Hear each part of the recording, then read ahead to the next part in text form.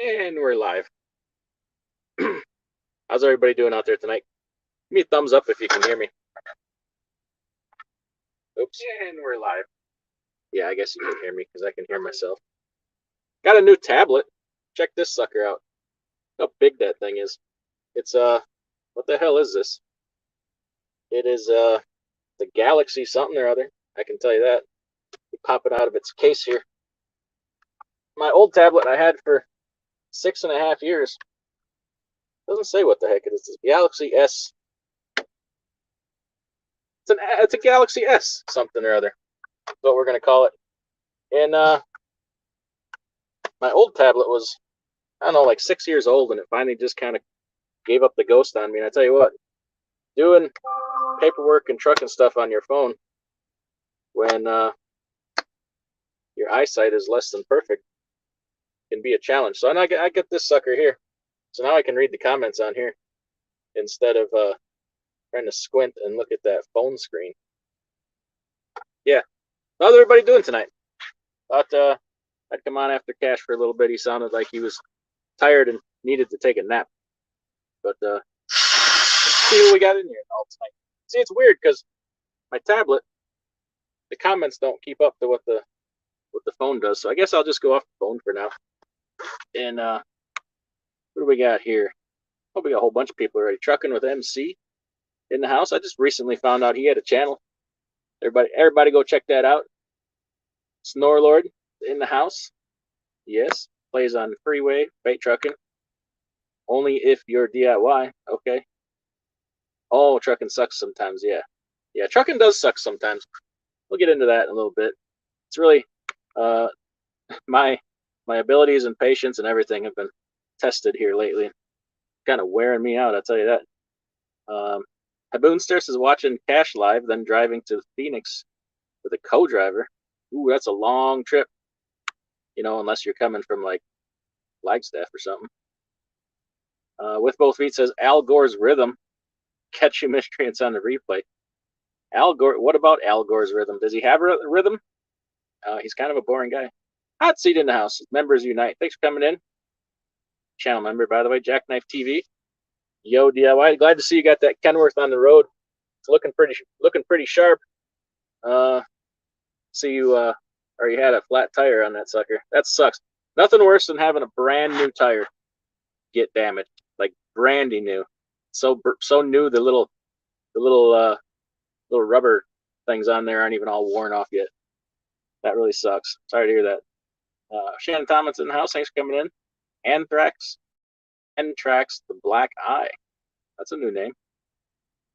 Thanks for coming in. Everyone should hit the like button on the way in, as always. Yes, I agree. Great to see you doing a live. Just finished my 34 in Monroe. Papa says, yeah, I've been trying to do a live. Like the last 4 weekends in a row, I've had live streams lined up. Like I've been trying to get Paul on now for like 3 weeks and have to keep canceling. And then Snorlord and I got a book review coming. We both finished a book, so we got to talk about that. And then been trying to get some other people on, but I keep getting called out on the road, which sucks, and it needs to not keep happening. What, 3 weeks ago? Well, a month ago, I was out for Christmas. That was my choice. And then the week after that, somebody broke down on an important load, so I had to go rescue that truck. We went bouncing around the country, delivering all his freight, and then stopped to pick up his truck on the way back. Then I went home, and then for a couple of days, and then I got called out on another breakdown. And just finished that one up. No, sir, I wasn't even home yet from that one. And I had somebody on a broker load that backed out on me at the last minute. And that was nearly a disaster, so I had to hurry up. I found somebody to go take my trailer, one of my trailers at home, go load it for me and drop it at the truck stop. And then when I got back, I just swapped trailers and hit the road. I had to like barely freaking made my appointment at a Walmart in Virginia, in Gordonsville, Virginia. But almost didn't make it. I hot-footed it down there, man. It was close. But then I got down there. I was just so wore out. I took the rest of the day off and just getting back trucking today. I'll load up and go home tomorrow. So, yeah, I've been on the road way too much. I'm tired. cranky. Man, I'll even be the first to admit, I was one ornery son of a gun today. Just in a bad freaking mood. So I mean, just to try to bring me out of it. Either that or I'm just going to yell at everybody. You know, it's your choice. I got my first talking to by one of my customers about that guy that backed out on that load on me. It was almost a bad deal, but then I smoothed it over. Said, no, I already got somebody else on the load, and that somebody is me. So he's okay with it after that. But we got a pretty good relationship, but it almost wasn't anymore. The joys of brokerage. I tell you what, it's glad I have trucks and assets, because like if I was just a standalone brokerage, a small one, I'd have been screwed. And I've done what, just somewhere between 70 and 80 broker loads for those guys, and I don't say what, over 100 of their loads on my trucks. Never had a service failure yet, except for that one load that needed to be restacked, and that wasn't really a service failure. It was just a restack and reschedule. Haven't had one in well over 100 loads, and was about to have one, and I'm pretty sure it probably all would have ended right there. So that's how quickly it can go bad. All that work, and it can be gone like that because of something that somebody else did. And then I'm frustrated, or I don't know, you'd say pissed off, because I took that load and I tried to cover it with somebody else. I put it out to all the carriers on our list, over 100 carriers, for $4 a mile, which is, I was pretty much breaking even on it, and nobody would touch it. So I don't know, maybe things aren't that bad. It was like $700 higher than anything else on that lane coming out of my area, but I guess that's not good enough. So I don't know. There's a lot of frustrations like that here lately. So, but then as I'm gone for, I've been on the road almost a month with a day home here and there, just long enough to do payroll and out the door again, pretty much. And I'm just behind. I'm so behind on office stuff. It's going to take me a solid week to catch up, working 16-hour days. So that's just what it's like. What it's like. It sucks sometimes. Oh, and by the way, the thumbnail, yeah, I did put that car in that ditch like that. That was me. That was all this guy. I did that. Bald tires. That's my spare car. Or kind of like, my wife has a car, I have the pickup truck, and then we use that other car for, like, not the beater, but like when I need a car and don't want to, go 100 miles and pay all that gas in the pickup, I take that car and put her in a ditch. Pretty good too. I jumped that snowbank, high centered it. The car's sitting there, like this. So yeah, that was fun. But neighbor was nice enough to come pull me out, so we got out of it. Just watching. I'm pretty sure this guy's gonna back into me. Don't hit me, brother. Don't hit me, bro. Oh well. Is it just me, or is everybody else noticing like way less trucks on the road? I'm at this Petro, and like you could park just about anywhere, and it's not even like all reserved parking. So it's kind of weird. I've been noticing a lot less trucks on the road. But I don't know if that's just me or if everybody's noticing that. Midwest Mike in the house. Thanks. Hello, everyone. Thanks for coming in. Sean Fairman says it's like waiting on Elvis to come on the stage. Is that because I'm drunk and high? Slice of Life says it's better than Elvis. He couldn't navigate Connecticut's WAC system to sign up for their highway use tax. Oh, I thought it was like Elvis because I'm probably going to die high on the toilet of a heart attack. So a lot of similarities there. Shannon Thomas says it's 6 p.m. here in Phoenix. Ooh, it's was it 8:10 p.m. on Eastern time. WCF Invader says, wait, what? Yeah, it's me. I haven't. When I got called out on that last load, I was like in the process of editing videos to upload, and I pretty much had to drop them and walk away and like grab my bag and go if I was gonna have any chance of making any of these delivery appointments. With missed by a day. Anyway, had to push them all back a day, so it took forever to get that load off, but we got it done. We got it done. Cassius King Truckin says hashtag winning game. All right, you must be the president. Bernie Sands in the house. I was 4 seconds late.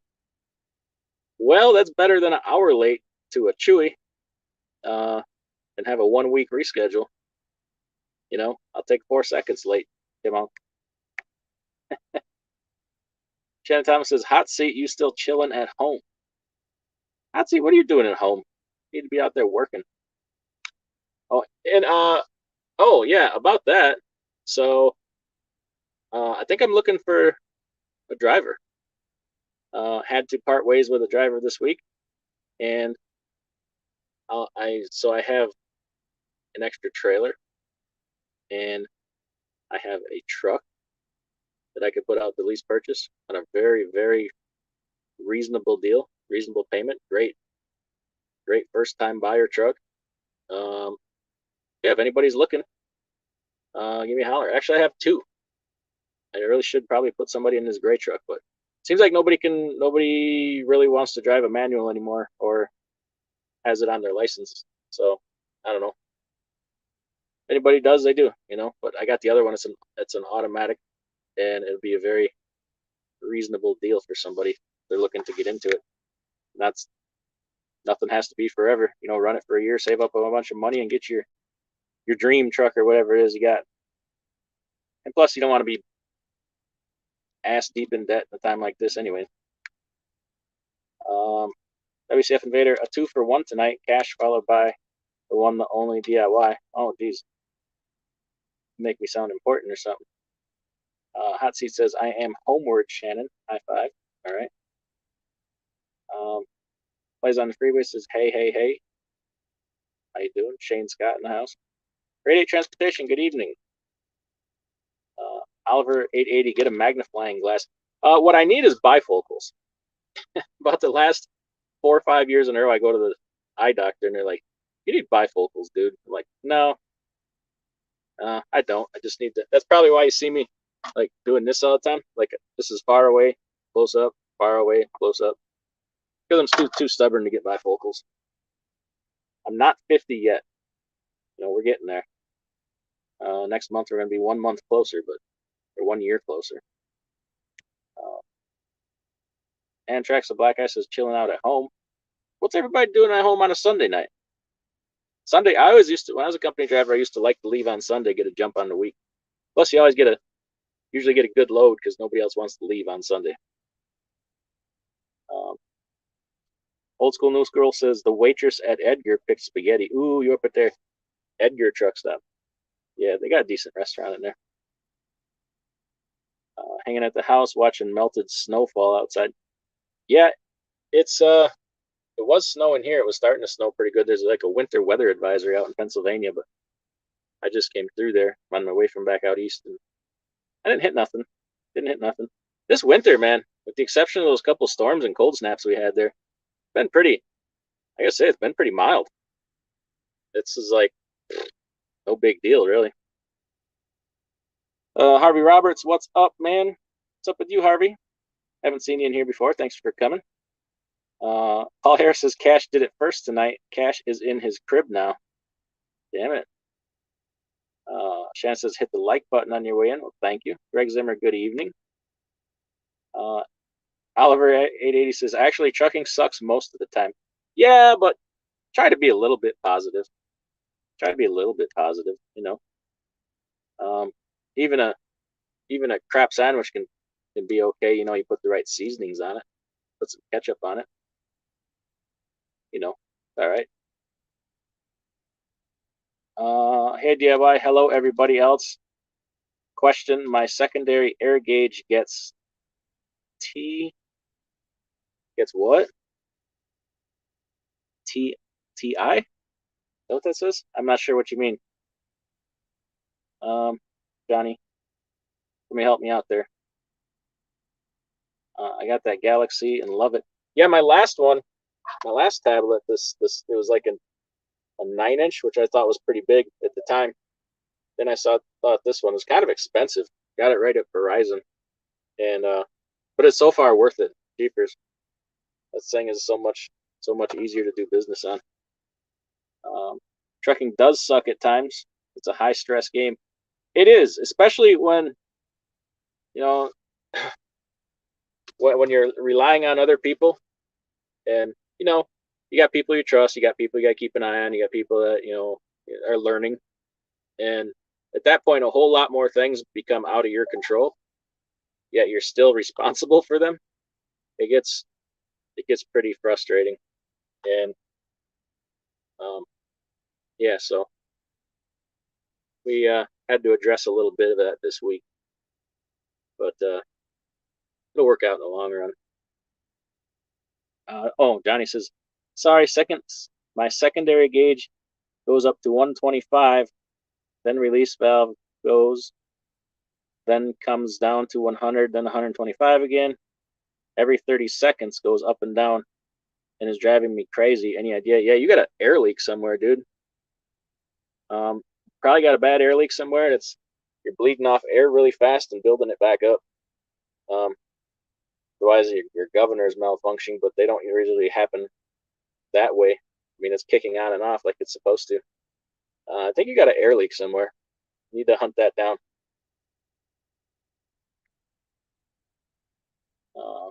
JH ain't hauled a load in 15 days. Cali ain't the place. Selena's produce died with the 3-week rain. Help us load, Lord. Yeah, I was just looking at the load board here before I came live.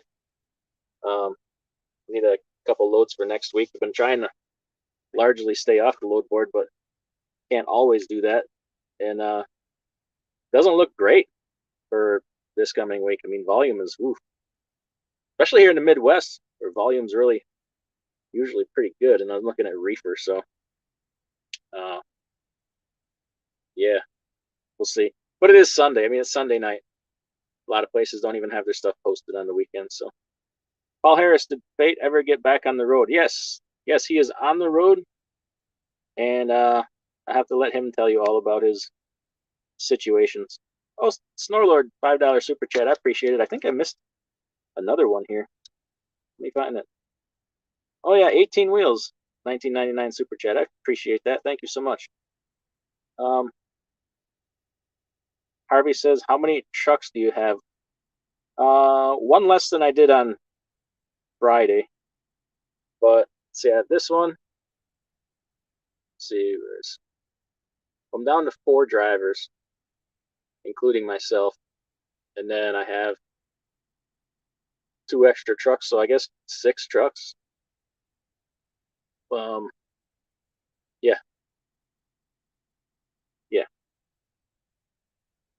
Shannon, I can't win against you, Jerome Jones says. All right. Always Learning says, hello, everyone. Waiting for a morning dock in PA. All right. Good place to be. Mark Cerrone made it in. Thank you. When will all the equipment come down? Man, it's starting to. Trucks are falling, man. See, prices are coming down. Trailers are kind of hanging in there. I mean, they're coming down, but they need to get a lot cheaper. Trailers are still too expensive, man. It's stupid. But as they become available, we had such a shortage of trailers. Probably gonna take a little longer, but trucks, man, trucks are falling, and that's good because I'm gonna wait. I don't know, a couple more months, 3, 4 more months. If it keeps going like this, they're gonna be real attractive. You can snag some bargains out there right now, especially if you see somebody that's in trouble and just needs to fire sale something. But I'm leery of that because if they're in that much trouble, where they taking care of the truck, and plus you see a lot of trucks on the lots now. New trucks coming in. Those big fleets are getting their trucks, so they're kicking out trades all over the place. So trucks are everywhere, man. They're just not giving them away yet, but give it a few more months. We're there. Boonster says, hey guys, trainer truck Monday at Schneider, first live load. Okay. 30 Diesel afternoon, Adam and chat. Hey, thanks for coming in. WCF Invader said, if I had a reefer, I'd certainly help you out with those loads. Haven't found a deal on a reefer yet. Also waiting to see what the market does. Yeah, here's the thing is like volumes, my volumes are down. Like even for January, it should be busier right now. Like, and most of the loads I haul go to Walmart DCs. They're not ordering. I was talking to my shipper last week and she's like, I don't know what's going on. She's like, we're not getting any orders. And we have, the contract for these certain DCs. It's not like they're getting it somewhere else. Like, she's like, is nobody eating at home anymore? It's like, they're eating potatoes, but is it French fries at McDonald's? Not, eating them at home or whatever. Like, I don't know, but it's dead. I think I got 2 loads. No, I had 3 loads last week, and for next week I only got, the heck do I got? I got 2 loads on the books for next week, so we'll see. The volumes are down. Iron Sharp says, man, why are all the office YouTube truckers out on the road? I am, because it's like the work's got to get done and I can't find anybody to do it. My drivers were all booked, and then I couldn't, I put the load out for broker and couldn't get anybody to take it. I don't want to be out here. Trust me. I'm starting to hate this truck because I don't have enough room in it. And I still have all my regular duties and I'm doing them off this stupid tablet, and this makes everything harder. And, I'm suffering in other areas. So that's my deal. What truck you in now? I'm in the gray Mac. I'm in the Mac. Marty saying more, would you ever buy a brand new truck? Maybe. I don't like the thought of paying that FET tax. Really kind of averse to that. It's 12%. So I'd really rather find one with 50 or 100. If I needed new, I'd really rather have one 50, 100,000 miles and let somebody else pay that stupid FET, or even 200,000 miles. But I would like to. They're really efficient. These new Cascadias and stuff, and Kenworths and Internationals. You can't beat that efficiency. But it's a lot of money. They need to come back down to planet Earth. I'll tell you that, because in this market, I don't know who's paying 200, 250 grand for a brand new truck. That's it's a lot of money. Skinny Peter's in the house. Did you figure out how to get out of paying child support? I ain't got no child support to pay on. I don't stay married. You don't have to worry about that. Old school, new school. I've noticed a few less trucks on the road, but more of them in the ditch. Yeah, hey, that's okay. Keep piling them up. If you're going to wreck them, make sure they're totaled, because then that's less freight, or less trucks to haul the same amount of freight. So there should be more freight for the rest of us, right? 18 Wheel says, you just helped the wife file our Kentucky and New York Q4. Thanks. Oh, good deal. Excellent. Yeah. Wait for them to turn 18, Skinny Peters. Okay. Sean Fairman says, lot less trucks. You're right. Everywhere I go, it's slow. Well, hey, I don't know if a lot of guys are hanging it up or just staying home or what the deal is, but hey, too many trucks on the road.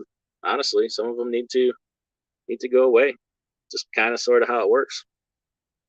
Bernie Sand says, every time I start getting tired of trucking, I remind myself of them cold days in a ditch with a shovel, sometimes dealing with busted sewer lines. Ooh, yeah, that'll keep you trucking right there. That'll keep you trucking. Iron Sharp says, it's really slow. Techies are laying off thousands and thousands. Yeah, that really concerns me. I hear people talking about, it's about to turn around, that we're at the bottom, and I'm like, or we're just, starting to go into recession. I'm like, well, we've been in recession for a while, but they don't start laying off people at the end of a recession. I mean, we're only now just starting the layoffs. That means the worst of it hasn't even hit yet. So, you know, there's that. But we'll see. You know, time will tell. You know, if you don't want to be in a recession, just change the definition of recession, right? That's how we do it these days. TBT in the house says, hey, good evening. Yeah. Why is the def in the jug so much more than the pump? Paul, I know what you're doing. Trying to trigger me. Skinny Peter says, what's your harassment policy on the lease operator position? Harassment will not be tolerated, but it will be graded. So if you're going to harass, you know, do it right. Hey, you're not employees. Those rules don't apply around here. You know, you're independent contractors, so harass away. What I always say. If you're going to do it, make sure everybody's crying when you're done. Ogbenton1 says, my manual license is good. Okay. Well, you don't have to have a manual on your license. You just can't have the automatic restriction. So there's no manual endorsement. There's just an automatic restriction if you can only do an automatic. Igor says, what truck is it? It would be a white Mac 2015. Or this one. I don't know if anybody wanted to drive this one. Sean Fairman says, good opportunity on them Macs. Yeah, I mean, the price is right. And, you know, you don't have to, you go to a dealer, they still want 20, 30% down. I got a guy trying to upgrade right now, and they still want like 30% down with 20% interest. I'm like, who's doing that? Like, you can't afford that right now. And there's no reason for it to be 30% interest. Or not, I mean 20% interest. Pardon me. Granted, if your credit isn't perfect, but even with perfect credit, I know guys are talking about getting quoted 15%. So, but trucks are always high because trucks are risky loans. Marty says, is it a manual with an 18 speed? It's a 10 speed. It is a 10 speed. WCF says, shoot, as I told you before, if it would work, I work under you for sure. If my situation ever changes, I'll for sure reach out. Yeah, I mean, you never know. You never know. Shoot, there's people that used to work here that might be back someday. Things change. We pretty much leave the door open, you know, unless it's on bad terms or something, which it doesn't happen too much. People move along, like, you know, a lot of people got into this during the boom, during the gold rush, and you know, I knew when I brought them on that when things change, they'll move along. It's just the way it is. So can't get mad at that. Because a lot of people didn't really know that's not forever, or that's not normal, or you know, all the different things that can happen. You pick it up along the way, and if you know, you know, you know. Iron Sharp says, "Man, there is a lot of mods in here." Yeah, I try to give out some wrenches when I can remember. I don't always remember. Midwest Mike says, I tried bifocals. They gave me migraines. Yeah, they say now they can put them in your lens and there's no lines and stuff. And I'm like, yeah, I don't really care. It's just as easy to take my glasses off than to try to learn how to re-look out of my glasses. Like if you're walking downstairs and you look through the bottom, it's going to be all freaky. I don't need that. I don't need that when I'm driving. I don't need things going all freaking goofy because I looked out of the wrong part of my glasses. I just leave the glasses on for driving. I don't need the close-up thing. You can see my dash just fine. Trucking with MC says, I had to pop in to say hello, going to bed, very early delivery. You know what they say, Trucking with MC, if you stay up late enough, you don't have to get up early. You're already up. Iron Sharp says, church.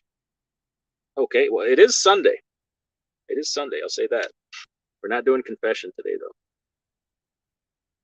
DBT says, I'm 50 and have progressives and are good alternatives to bifocals. Okay. Frank the Tank, upstate New York, light snow, watching the 49ers game. Oh, okay. Antrax says, no, it's not working like that down in Jersey. Also tomorrow, dentist appointment. All right. TBT says, I will have to disagree wholeheartedly. A crap sandwich is never good.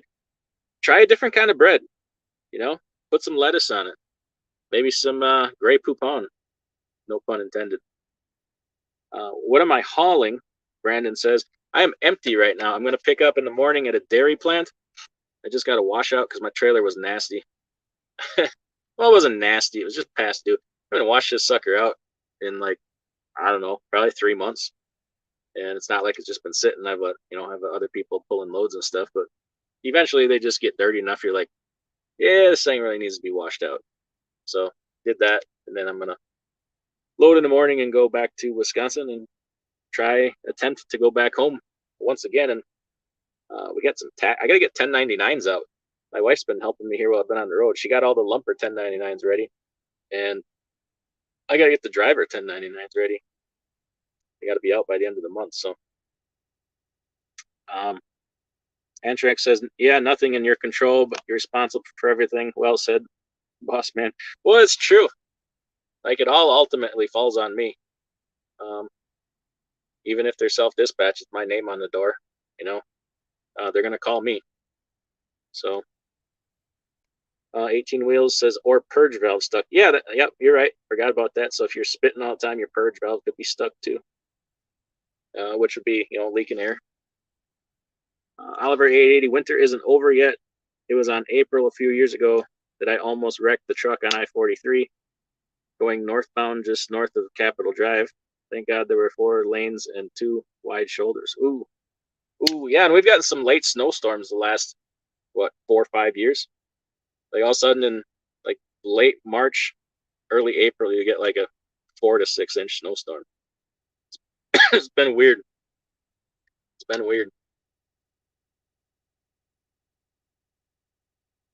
Johnny says, oh, thanks, I'll have a mechanic take a look at it. Okay.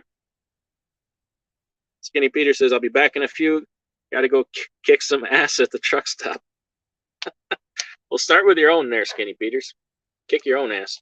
I got to adjust my light here, see if I can get this to stay better. No, that ain't going to work.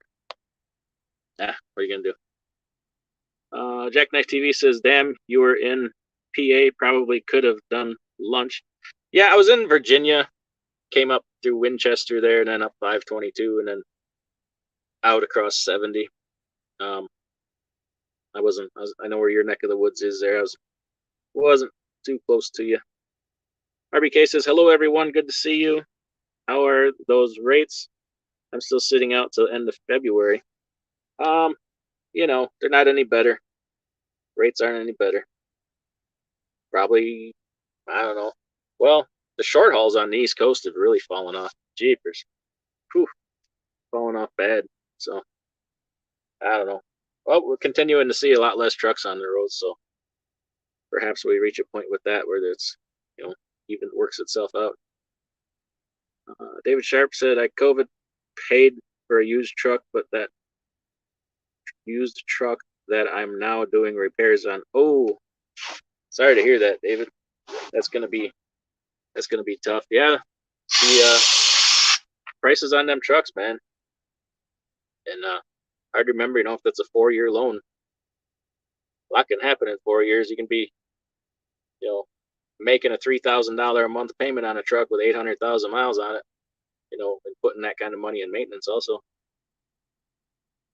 Skinny Peter says, do you haul instant potatoes?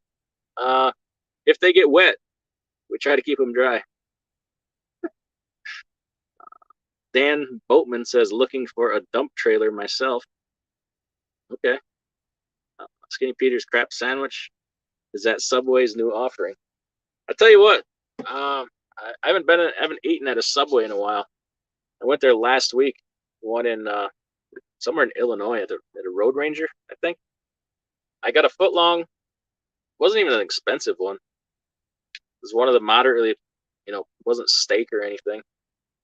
And a drink and chips. It was freaking $19. I looked at her. I'm like, wait a minute. Let's all take a step back here for a second and think about what you just said.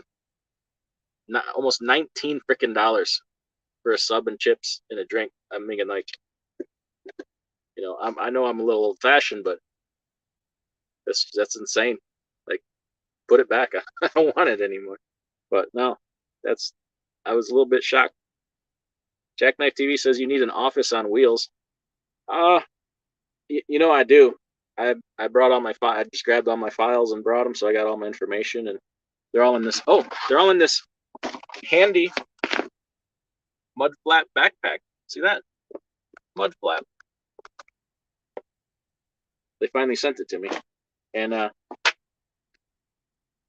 so they had a month there. If we refer 4 people in a month or something, you get a backpack, and keep it all in there. And then I have the tablet, but I have no printer. I don't really need a printer. I can assign on the screen and stuff. Adobe Fill-In Sign is a great, there's different PDF managing programs. I really like the Adobe Fill-In Sign for doing contracts and stuff and rate cons on the road. Antrax the Black Eye. Wait, I skipped ahead. Crypto Analyst says, looks like Jay Cannell a lot. Used to be my favorite channel. No, I am not a Jay Cannell. I look like him though? I don't see it. I'm much prettier. Ain't it prettier? Let me give it my good side right there. Antrax the Black Eye says, all I wanted was having my truck. I had no money. There are plenty of deals. Now I got something I can build on it, and truck prices, load volume's gone. Well, don't it happen that way sometimes? Like the title of the video says, sometimes trucking sucks. Man, I mean, I'm not trying to make lighthearted of it. I feel your pain. Hopefully you can, work something out, build what you wanted to build. None of your business, good evening. Checking in from the recliner again. None of your business, you need to get back to work, man. Come on now. Make enough money in 6 months, don't have to work the rest of the year. That's not how this trucking thing's done. Cassius King Trucking says, can I recommend a good snow brush? Please do. Have I figured out the Open Roads fuel card? They're not the best on the final price, though. No, I pretty much, in a fit of rage, shit canned that thing. They made me so mad. It's not so much the fuel prices. It's the service. And I'm still waiting from freaking October for those people to call me back. October, November, December, here in January. They will not return a phone call. I had a bunch of questions leading into that. I never should have filled out the application. I knew better, but I did it anyway. And there I sit with a bunch of crap I can't use and questions unanswered. So that's my whole stance on it. Like, I know people have the RV card. I can't get that because, I have all the additional cards. The obvious answer was no. That's obviously a commercial account. So, I mean, if people have the RV card and it's working out great, hey, that's okay. But you know what? To have one person in your commercial fueling department that is responsible for answering everybody's questions, assisting with applications, to giving you the information you need, I never would have applied for the damn thing. No way. And then, shame on me. Should have known better. But what are you going to do when you need help if you can't talk to somebody? It's just ridiculous. So anyway, enough about that. Jackknife TV says you wouldn't notice that Elkton, Maryland, the pilot and TA are full. Well, that's East Coast, so isn't that always full? I'd usually fill up here in the eastern part of the Midwest too, but tonight, I mean, I'm looking right at like 10 spots just in the row facing me. And it's, 8:40 p.m., but it is Sunday. Antrax says, when there's an owner op try to pass me, I go faster. Why try to eliminate future competition? You gotta think of all the fuel you're burning to do that. Are you shooting yourself in the foot? Jackknife says the bottom in tracking lasts 2 to 3 years most of the time. Oh, the bottom in trucking lasts 2 to 3 years most of the time. Okay. Paul Harris says, bunch of yellow belly greenhorns. All you hoes. Oh, man. Oh, High Beams Trucking with $10 super chat. I appreciate it. I got my trailer stolen today. Dropped it to get a tire work, and it was gone in less than 5 minutes. Ended up being returned, but I was really scared. Always use your kingpin lock when dropping.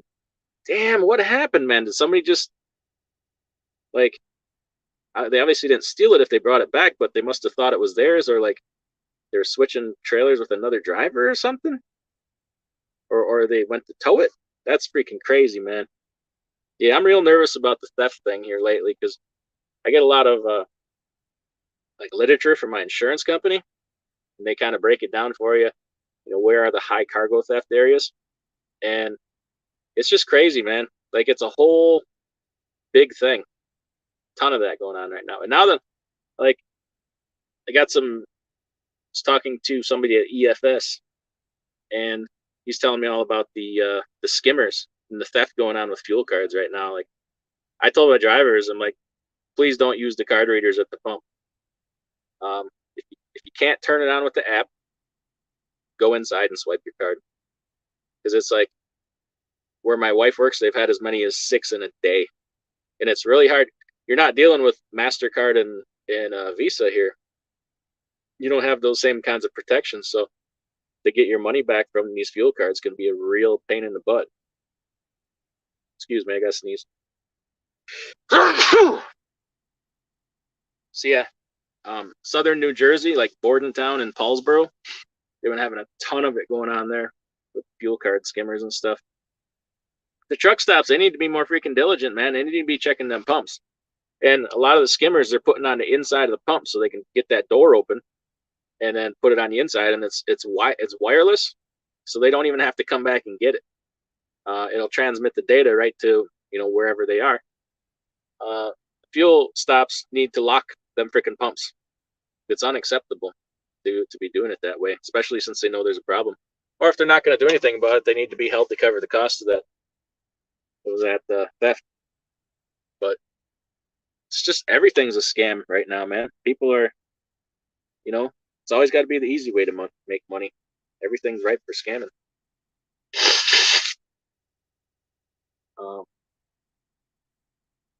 Antrax says, will you let us watch video while on duty about things? I don't know what you mean. Explain that. Fate Truck and what have I missed? Everything. Everything. Skinny Peter says, I mess up a lot, but I can tell you how to do it and how everything works. All right. That's how we do it. Matthew Brown says, sell trucks, keep one, and run it yourself till it comes back around again. A lot of small multi-truck companies going that route. You're right, they are. But I kind of want to be the one. I try to do more direct freight, maybe, than a lot of other smaller companies. That's really my goal. So guess what? If they're bailing on customers, that leaves the door wide open for somebody like me to come in there and say, hey, you know, I intend to be here and stick around and work with you on this. I'm not saying I'll be successful in doing that. That's kind of like my strategy. I think it's too soon. It's like too soon for me to bail. You know, it's not that bad for us yet. We have some good people that we're working with. Not to say they can't change their mind tomorrow. I mean, anything can happen, but kind of want to, you know, find those opportunities and go there, because it's kind of like my intention to build this up, and I don't want to walk away from it, you know, just because times got tough. That being said, like I said earlier, some things are out of your control. If economy, you know, continues to stall out, I don't know what happens if they continue to raise interest rates. I think they just need to chill out just for you know, one period in one quarter and just kind of see what happens here.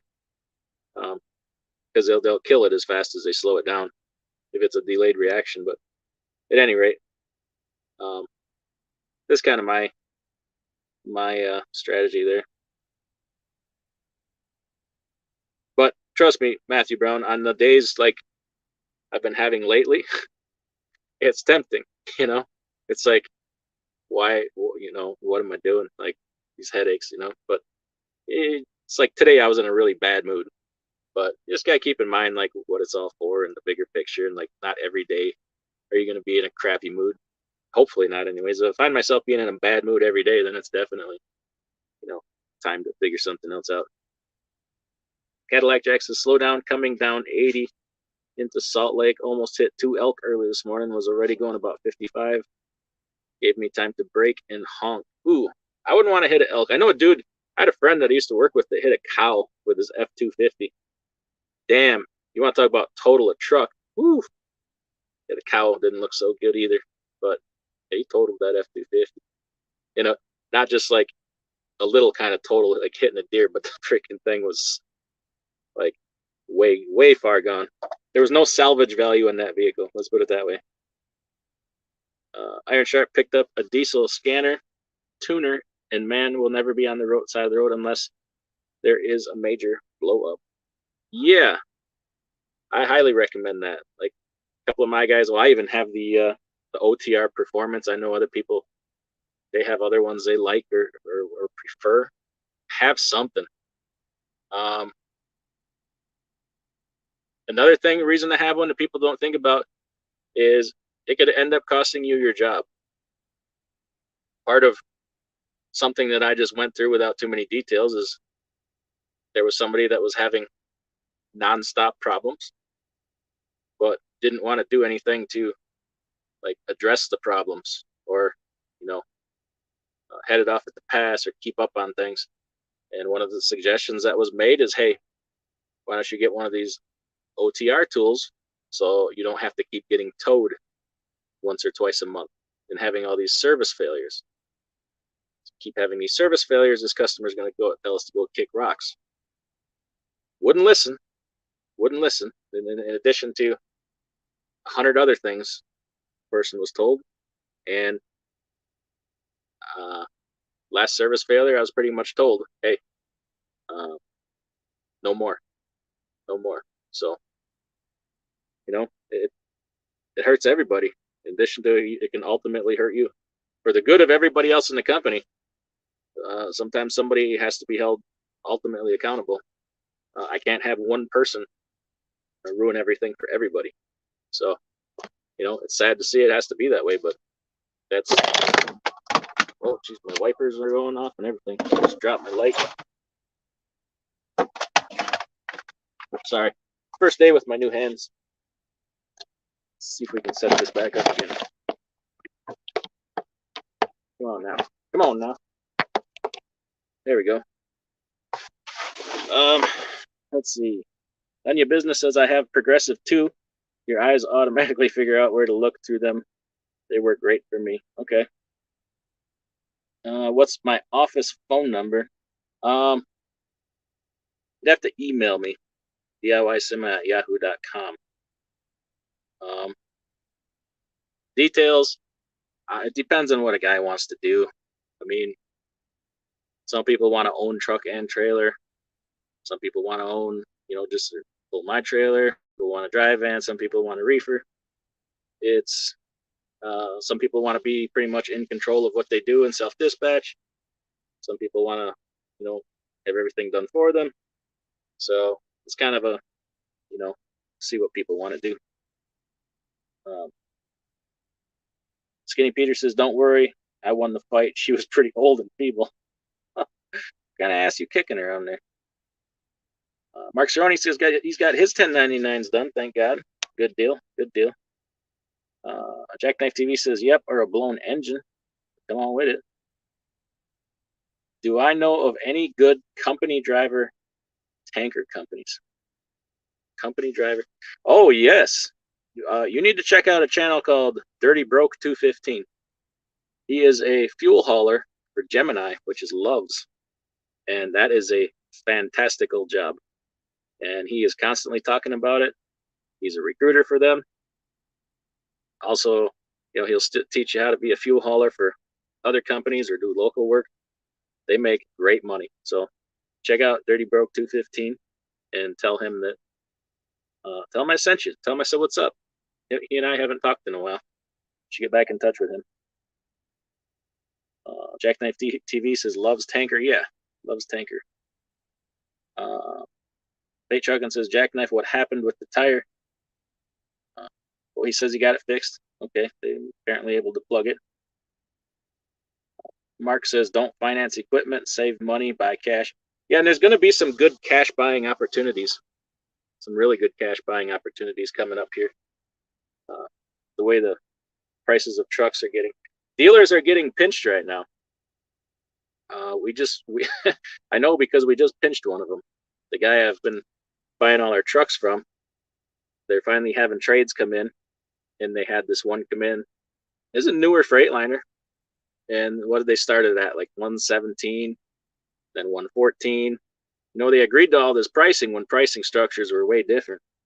So they're getting squeezed on these used trucks pretty bad, and we finally got that truck under 100, and I guess the guy's going to buy it. So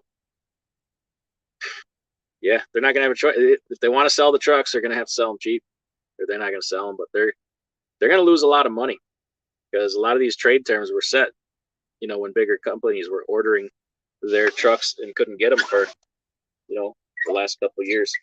So what are you going to do, right? Sometimes you're the hammer, sometimes you're the nail. The last few years they've been hammering the crap out of us. But now, hey, turnabout's fair play, right? Mark Ely in the house, channel member. Thanks for coming in. Tennessee Trucking says, I'm about to try another Russian company. Super nervous, not only for the company, but the recession that is coming. It's really looking like reefer is going to be the saving grace to weather the storm. I don't know about another Russian company, dude. Like, is anything really going to be any different than the last one? Hi there. What you doing today? Anyway, is the next one going to be any different than the last one? Same issues. They all operate the same way. And you know what? They're part of the problem in this industry, right? The Russian companies are part of the reason I can't hire a freaking company driver, because they're paying, 75, 80 cents a mile, which it's on a 1099.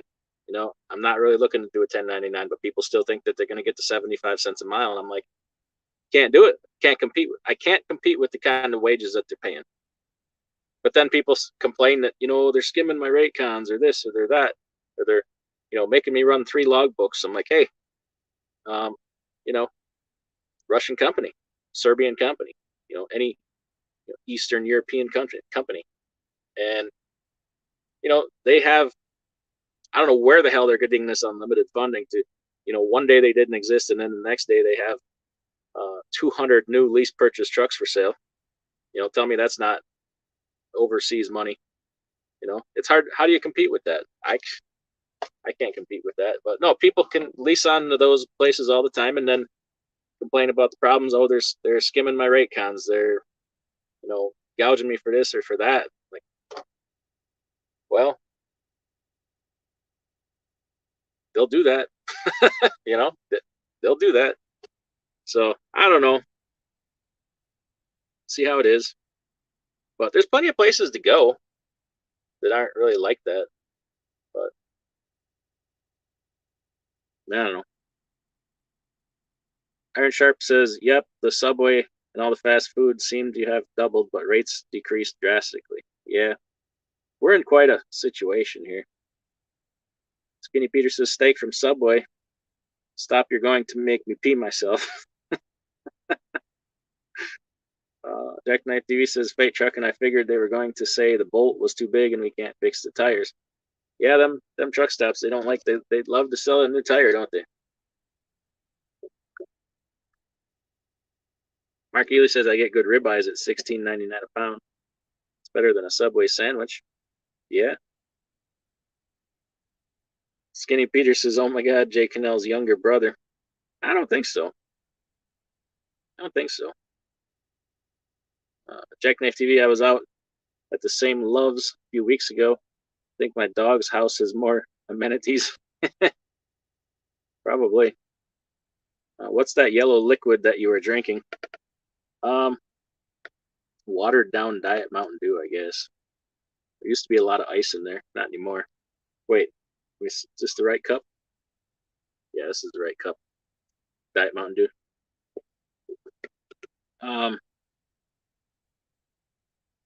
Mark Ely says, I'm riding Calgary, Alberta to Phoenix, Arizona, back to Canada.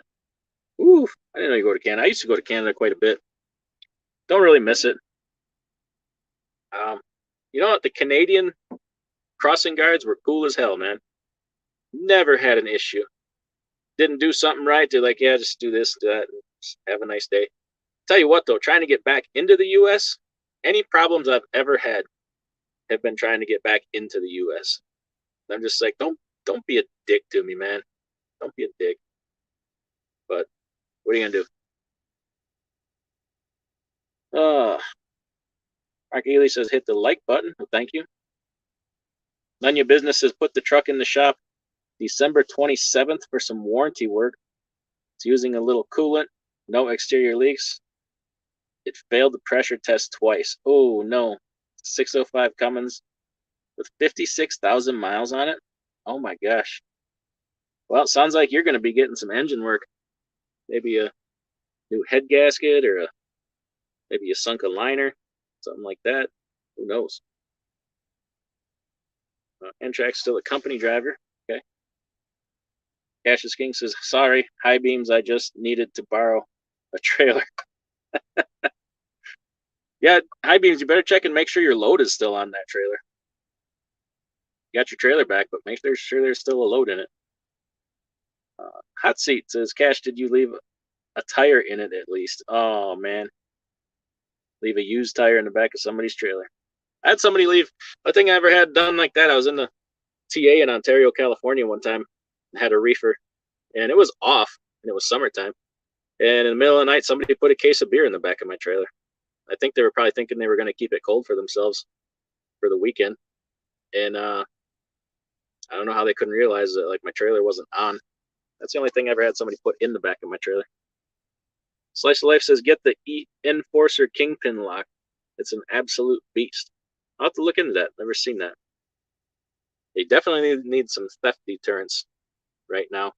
I got everybody locking all our trailers because, you know, they're going to get in. If they want to get in, they're going to get in, but you don't have to make it easy for them. And criminals are lazy.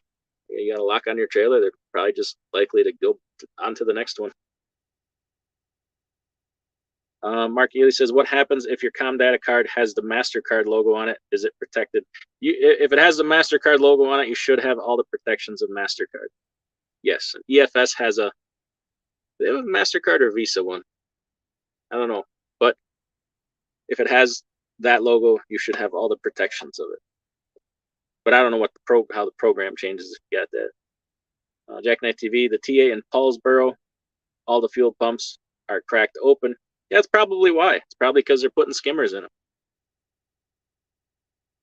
Cassius King says, blowing your nose live. I'm trying to eat potatoes over here. I bought at Walmart.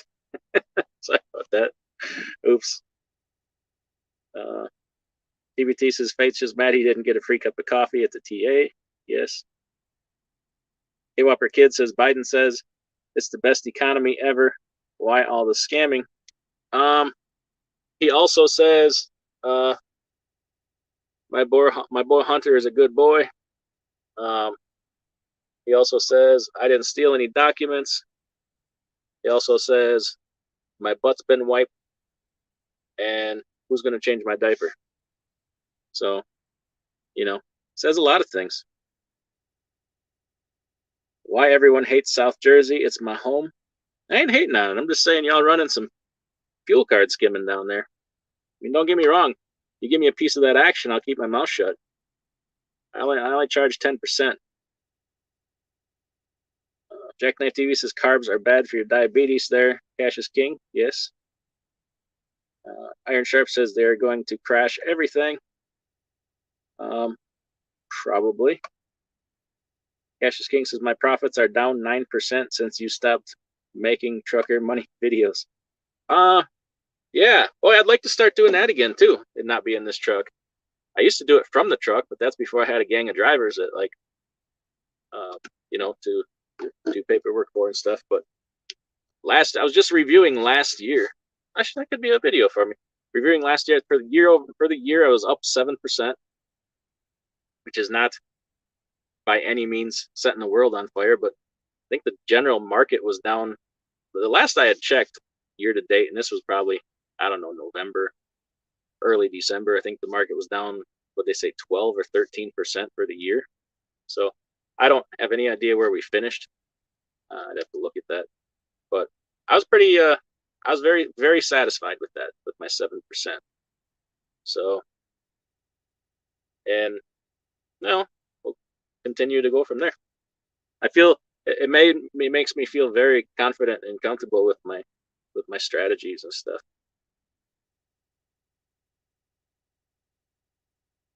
WCF Invader says TA is fine. I use them, although I do prefer the Petros. I like the Petros better too, except for the stupid parking. How most of the parking is set up as a blindside back. Although this one here, it is not. I'm impressed. Cash King says I hit a cow once. We still friends. Oh man, is that the ass you just kicked in the truck stop parking lot? Cash King, are you paying child support on that? Harboonster says I'm surviving off Cliff Bars from Walmart, topped with Chick-fil-A sauce. Bon appetit. That's nasty, man. That's nasty. Jackknife says, hey, Adam, don't sweat the BS. Just know when the market comes back and you weeded out the shit drivers, etc., you'll be ready to make that money. Well, let me talk about that. So,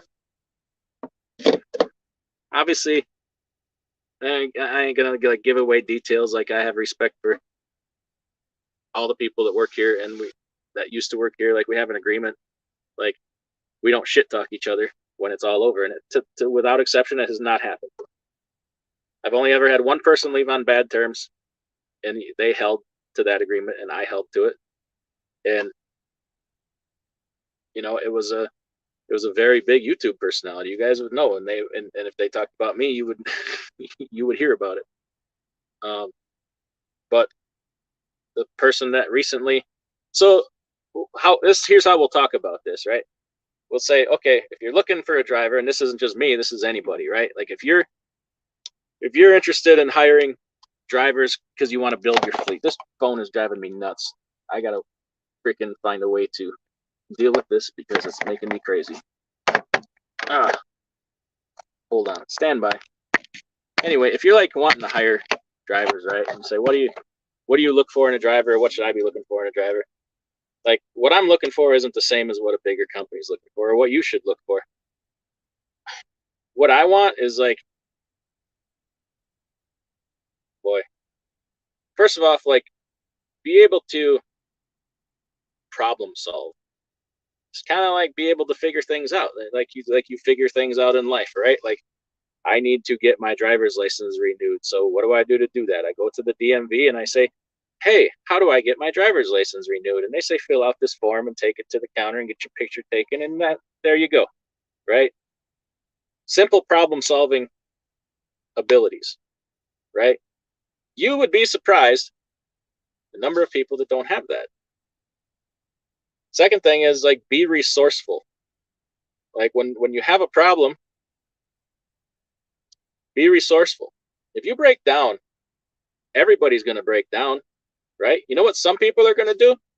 They're going to throw their hands up in the air and say, well, I guess I'll wait till it's fixed. They told me it could be 3 to 4 weeks. I don't know. I guess I'll go home and we'll see in 3 weeks if the truck's done or not. Maybe they'll tow it. Maybe they'll sit around doing that. You know what you need to do is be resourceful. If your truck is broke down and they say, well, we can't get that part for 3 weeks, it's on back order. Get your ass on the phone and start calling around, right? If you're on the road, what are you going to do? Sit in the hotel room for 3 weeks? Get yourself an Uber to another parts store and get the part and bring it to the place. Rent a car, drive 500 miles, get to some bitch, get yourself back on the road 2 weeks faster, right? Call every dealer in the country trying to find these parts, like Fleet Pride, Wheelco, all these different parts places, right? Like, be proactive, be like, be able to figure things out, be resourceful. That's so huge. Some people are just reactionary and they just sit there and let anybody do whatever they want to do to them. And then that becomes my biggest problem, right? I got to hold hands and walk you through this when it's like, you know, is this your business, or are you just like a company driver who wanted to like go fast and look cool? Or are you like taking this serious as something you want to do as a business? And then like another thing is like have some understanding about the business that you're in, right?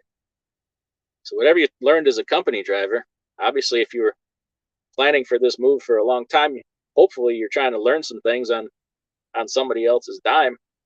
But also you probably picked up a lot of, pardon my language, you probably picked up a lot of bullshit along the way that you learned from some of these companies that you work. Leave that all behind, right? Because like how we do things is like there's problems, we figure it out. Like there's going to be problems every freaking day. This is trucking. Every problem is different. Every problem needs a different solution. If you blow a tire, don't try to send me a macro whatever on your stupid Qualcomm, right? Pick up the damn phone and already know when you call me, here's where I'm at. Here's the closest shops. Here's this. Like, we'll get that tire done, right? Things got to happen, right? When we have problems, we work it out. Like if you're going to be late somewhere, or you know, you're like, I know these big companies can do reschedules so easy, right? Or repowers, or drop it here, somebody else. Like we don't do that. Like we got to go ahead of time. Running later, there's this problem we got to communicate. Get somebody to work this stuff out before you even get there, right? Or absolutely do the best we can. So, like, learn about participate in the business you're in. Like, don't just leave it to somebody else. It's your destination. It's your destiny, right? To make this happen and make this work for you. Be a part of it. Play a role in it, right? And be flexible. And which leads me to the next thing. Like, don't automatically come up with a whole bunch of reasons not to do something. I'm not going to say you don't have to do things that you don't want to do. You don't want to go to New York City? I respect that. Everybody should respect that. You don't want to go, you don't want to hand unload stuff? I respect that. But I don't know how many times there's just certain people, you hand them a load, and the first thing they do is start looking at it and trying to find something wrong with it. And I'm like, don't do that to yourself. Just have some versatility. You know, there might be a reason that you have that load. Is to get you over here. You just don't know why I want you over here yet, so you can do this other thing, right? And then that's the whole thing too, is working towards a strategy of why are we doing the things that we're doing. It's to build for the greater good, so that when a time like this comes along, we already have that worked out, right? We're doing that already. We don't have to try to build something in a time like this when freight sucks. We already built it based on what we did in the past, right? So I think most of the guys get that now, that we're in this time that's tough, and they're looking at the load board and seeing all this garbage out there. Well, we're already doing this other thing, right? Or we already have this other relationship built. So just, or I hear, I don't drive at night. This is an overnight run. I got to be home every weekend. Which, hey, if that's the thing, that's cool, but we got to know that ahead of time. You can't say, well, yeah, I can stay out longer, but then 2 weeks later, no, man, I got to be home every weekend. I don't have a problem with that. I just can't accommodate it because I'm not big enough, right? Just don't just start picking stuff apart. Don't automatically start looking for reasons not to do things. That's a huge one, man, because like we can't be as picky as we used to be. We're not in that environment, but a lot of people just can't let that go. Keep an eye on the bigger picture, right? When things are a certain way, you microanalyze things, and when things are another way, you kind of back off and look at the bigger picture. And it's kind of the time we're in like right now. So that's some of the things. We all know, I always talk about communication, like, is the biggest thing. So there's that. And be somebody that's like decent to work with. The more we can talk and get along and communicate and like put a little trust in each other, the better it goes for everybody. But these aren't the kind of things that you're going to be told when you're going to work lease on at Schneider or Prime. Like, what you're going to be taught is follow this system. If you have a problem, do this macro. Don't put any thought into solving the problem. Just do this macro on the Qualcomm, right? I can't handle that. Like, I don't need bots and drones. I need like people with thoughts and like. So the guy I just had to part ways with didn't do any of this. None of them. It was his job to drive the truck. That was it. Like, well, it's not going to work. The dude's fuel bill every week was $400, $500, $600 higher than everybody else. Wouldn't even put the work into checking the apps on the phone to find the best fuel stops. So I'm like, all right, man. Like, and then the general unwillingness to maintain the equipment was the kind of the final straw, because I can't be laying awake at night thinking, oh, okay, is tonight the night where the dude gets pulled in for inspection and gets put out of service and racked up with a bunch of bull. Like, it was gonna happen, and I just, that affects everybody. Once again, that's one of the things that affects everybody. So, yeah, those are some of the things. And if you're looking to hire somebody, those are the kind of things that you want to look for. A little different. And I'm not immune to, not immune to any of the things that can take anybody else out. Is what I'm probably in a little better of a financial position with debt and everything. But I don't know. When the big boys are starving, they come and take your food, right? So, when you got a pack of wolves running around and you're just a little coyote sitting out there, and them pack of wolves are hungry. Guess what? As a coyote, you ain't gonna get no deer to eat. They're gonna come and take all your deer. You're gonna starve to death. So, it is what it is. Luckily, some of the places we're working with, they don't want the bigger carriers in there. They're like, this is why we're doing what we're doing. We don't want these people. This is freaking impossible to deal with. They'll drop your trailer at one of their terminals and leave it sit there for 4 days. Meanwhile, it's supposed to freaking be delivered, right? Like, we can't have that. So, this is a lot of things. Iron Sharp says, don't ever hit a turkey. They cause a lot of damage for a bird. I had a dude hit a turkey. This was like 20 years ago. A friend of mine, his name was Miguel. He was driving an FLD with that, that flatter windshield. Yeah, it had turkey come through his windshield, hit him in the chest, and he grabbed it and flung it back in the sleeper, and it was still alive. And the company didn't believe him. They thought he was, making it up. So he took all these pictures of dead turkey in his sleeper. He had to go back there and finish it off. But he says he's lucky to hit him in the chest and not the face. I missed a couple super chats here. Dang it. Sorry, on the phone here, I don't get to see much of the chat. I really got to scroll. High Beam Truck, and thank you, $5. Driver did a PM hookup on my trailer and took off. Police had to call him because he was not figuring out himself. Everything is good, though. Damn. Well, at least it wasn't a malicious theft. He got it back. Although, even if you think everything's cool, get a police report. Unless it's too late. But if anything like that ever happens, get it documented on a police report, because you never know what could have happened to that freight while it was out of your control and possession. Right? He could have taken that trailer, had somebody pop the doors off and not break the seal, take half the load off of there. Obviously, he didn't have time for that. Or he could go whipping around every corner at 90 miles an hour, and you could have freight laying all over the trailer. So you want to just document and proof that it was out of your control for said period of time. There's a number of, if there's a reefer, he could have changed the temperature or shut it off, Freight Truck and $10 super chat. Isn't that what re-education for? I remember that day. Yeah. So when I hire somebody, I generally tend to bring them in for, I don't call it orientation. I call it re-education. We go over a lot of things. Yeah. You're supposed to write it down. I find the people that write stuff down do well, and the ones that don't struggle. Freight Truck, and do you force your contractors to team drive? I did a couple weeks ago. So, I did a while back. Actually, it's a person that just exited the company.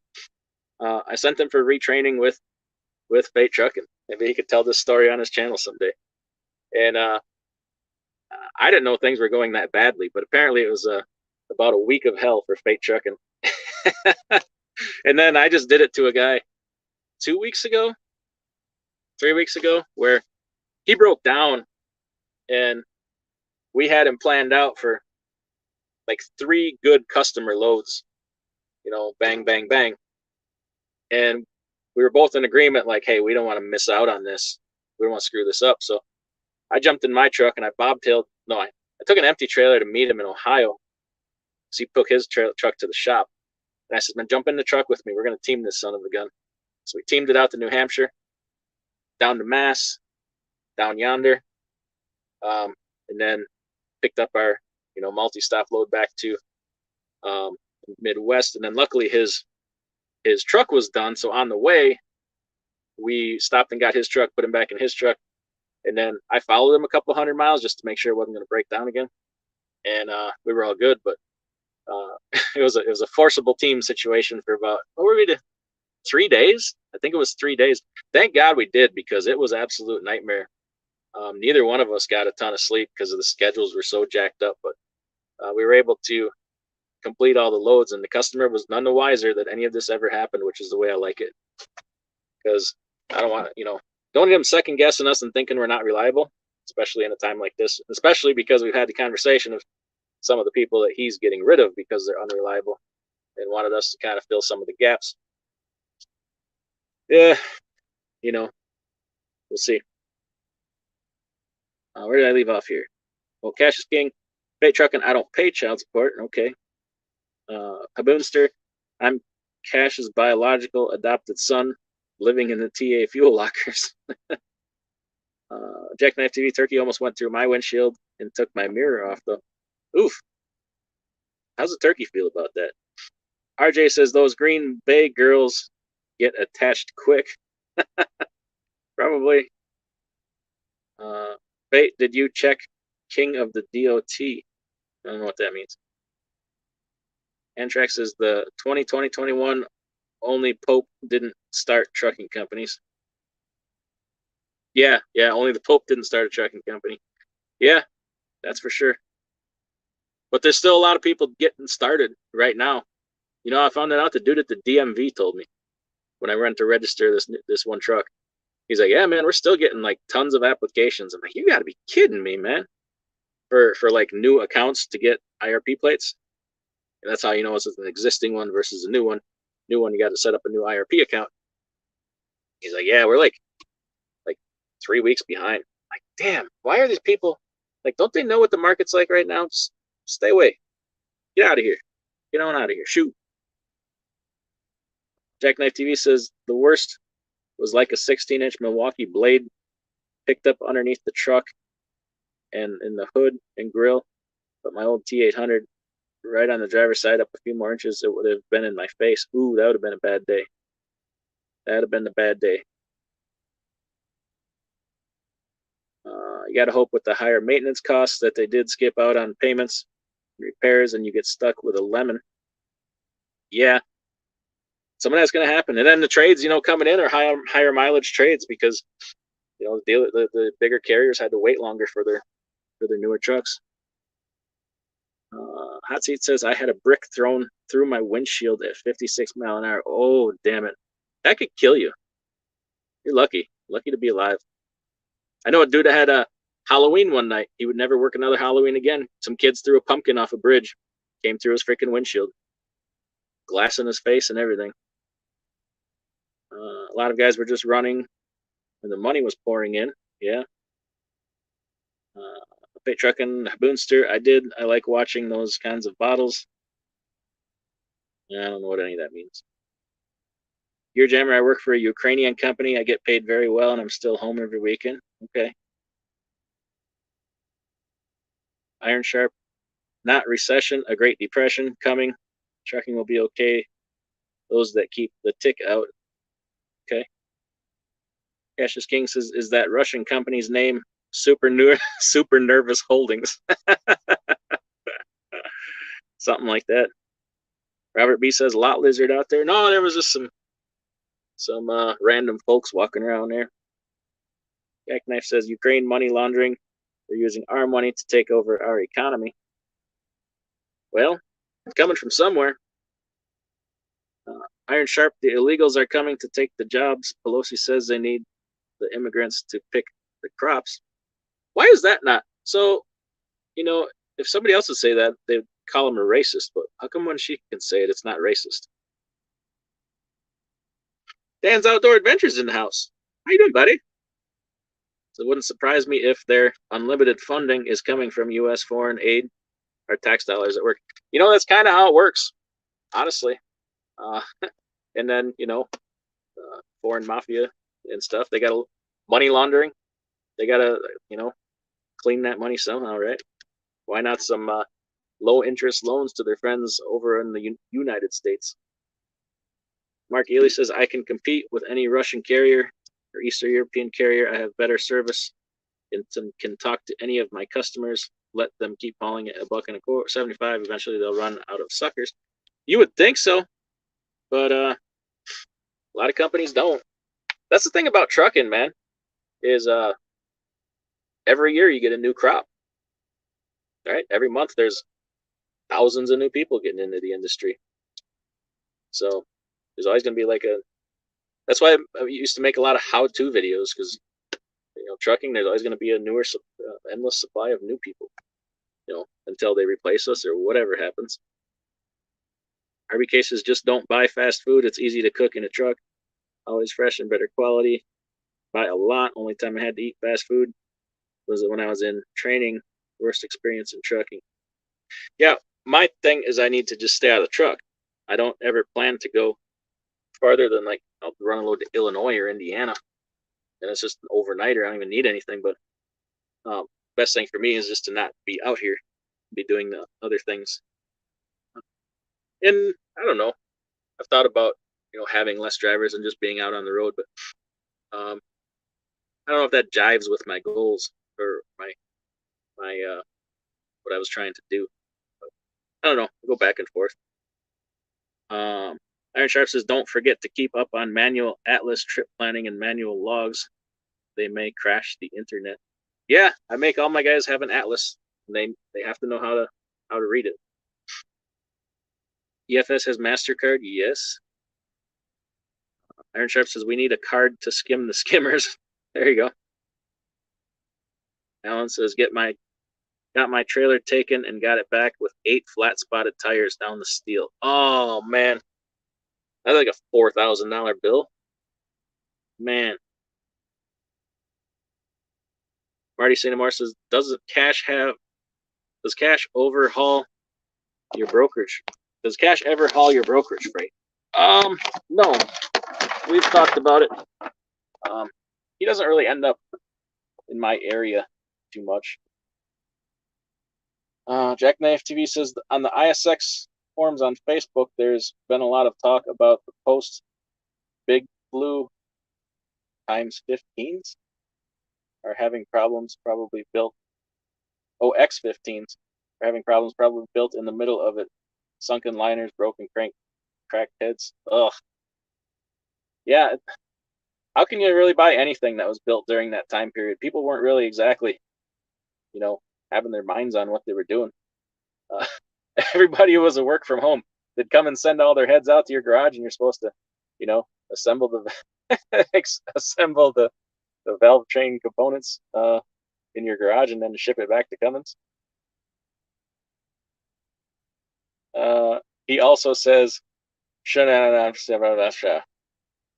let me be clear. You're exactly right, RBK. Cash is king checking. The S&P 500 was down 19.44% in 2022.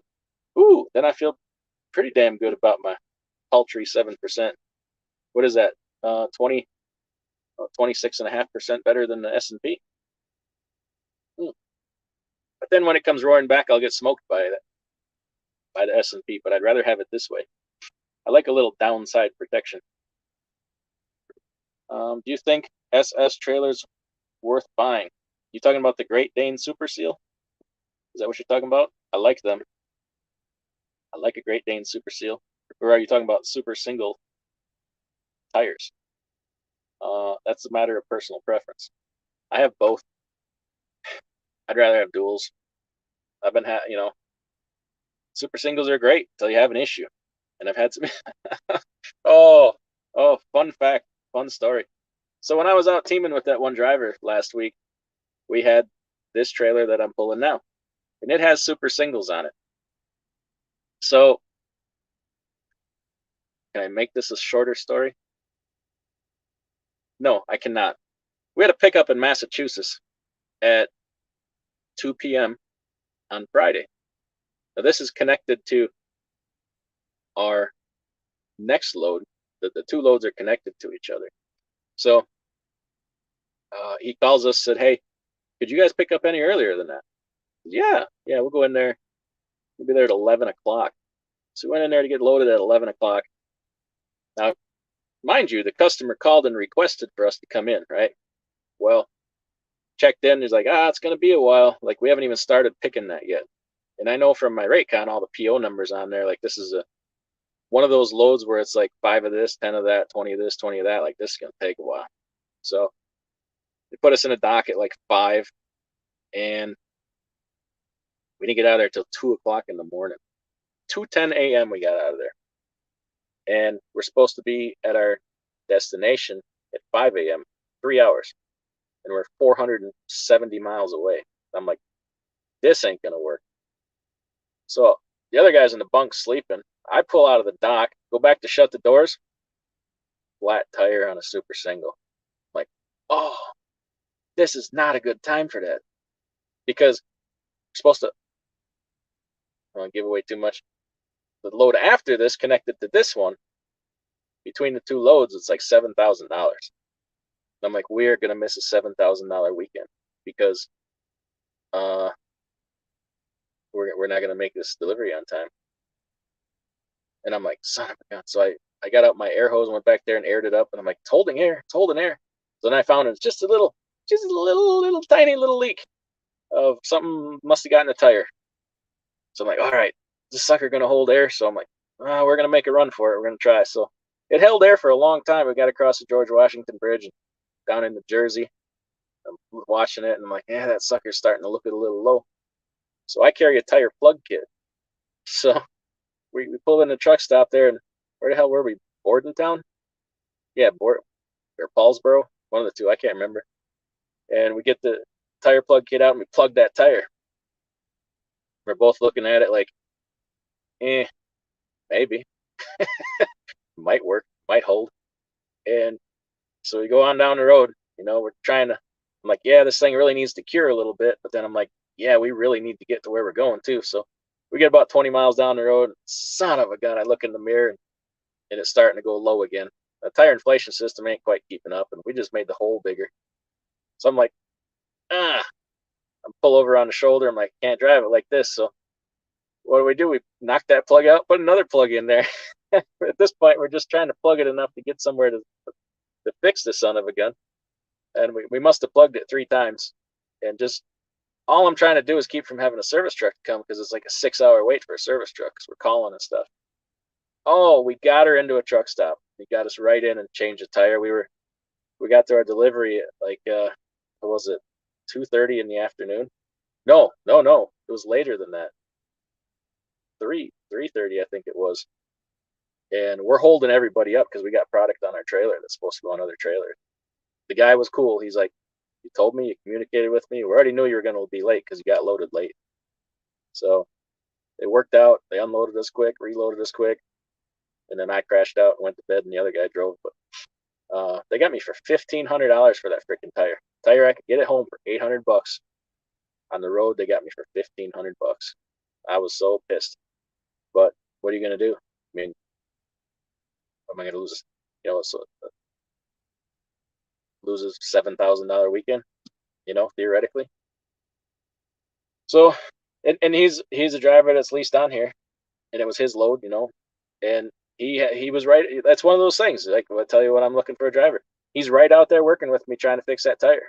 Like, he's not sitting in the freaking cab letting me take care of it, right? He's out there busting it, helping me. I'm rolling the tire, trying to get the hole on the top so we can get access to it. And he's back there telling me when to stop, and he's right in there, reaming out that hole.